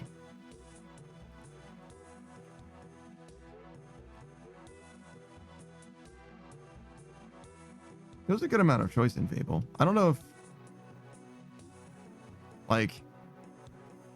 if it lives up to what Peter Molyneux said it was going to be or wanted it to be or whatever, but there's a good amount of choice. It's a very interesting game. You can play it through a bunch of different times, a bunch of different ways. I think it's worth playing as well. But the remaster, the remake, I think it's a remaster, yeah. Is kind of ugly. Like the art style in the game is like kind of hideous to like contemporary eyes. I think you can maybe acclimate to it, but if it looks like atrocious to you, like unplayable to you, you probably shouldn't try to like stomach through it. Or if it looks like ugly but okay, like if it looks playable, you know what I mean, you should probably give it a chance. I think it's worth playing in 2025. I played it on stream, actually. It was one of the first games that I played on stream. It was fine. Fable Anniversary is what the remaster is called. Which is weird because there's also Fable Lost Chapters on Steam. So I don't know why they made an anniversary version of the game. I literally don't know what's different about it between the 2 versions. One of them's just a scam. It's just a more expensive. Like, it's just a write-up. Maybe the aspect ratio is different or something like that. You know, the resolution slightly higher or whatever, but I couldn't tell the difference. I played through Fable: The Lost Chapters on Steam in anticipation of Fable Anniversary being released. And then I started up Fable Anniversary and I was like, I am not playing through literally the same game again because there's literally nothing different as far as I can tell. I played it for like 40 minutes or something like that. And I was like, this is just the same game. Like, I'm wasting my time. Like, God, I don't know what I'm doing here. But I did eventually play it on stream, like I said. And I still feel the same. Like, I literally don't know what's different about it.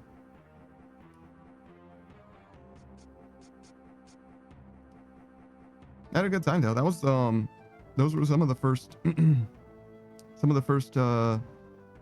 people I had in chat. Were very social. Some very knowledgeable Fable players.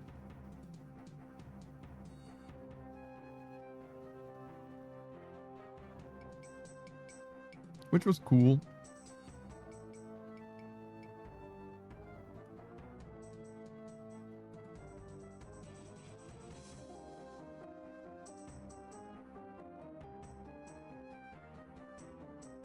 There's a bit of a trade system, a bit of an economy in that game where you can like buy stuff that's like cheap in one place and sell it for profit in other places, like supply and demand stuff. But also the more you have of something, the hold on, how do I describe this? The more a vendor has of an object, the cheaper they're willing to sell it for. Yeah. Like the more they're trying to get rid of it, right? So in theory, the way I remember it working, but I'm not 100%.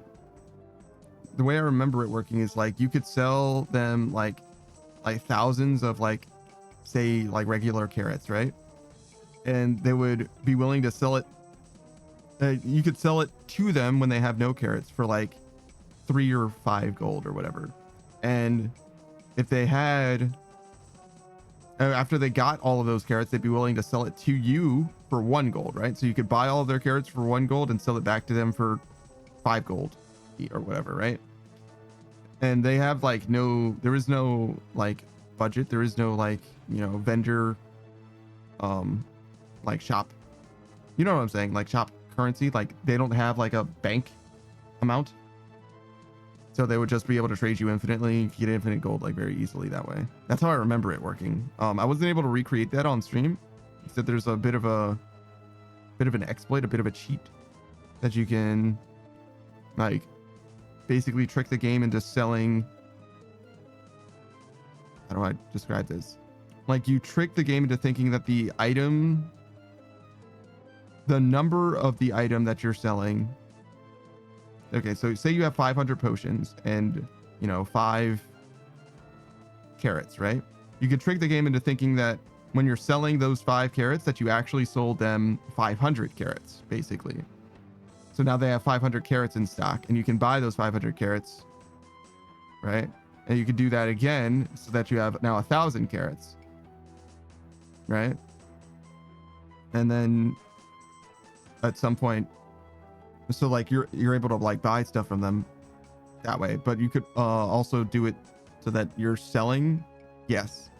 Yeah. You could also do it so that you're selling a bunch of them, right? So you have,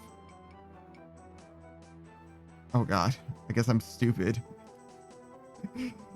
Oh, so yeah, if you had like 500 health potions, right? And then you sold like 500 like diamonds, right?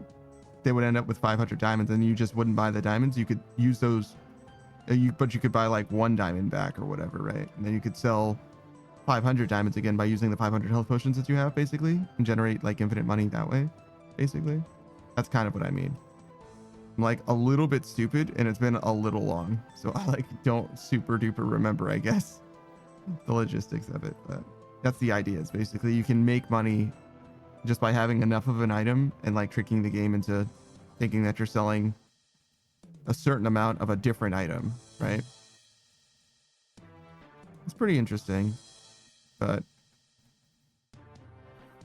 money also isn't that big of a deal in the game in general. Like you don't really need that much money to like beat the game.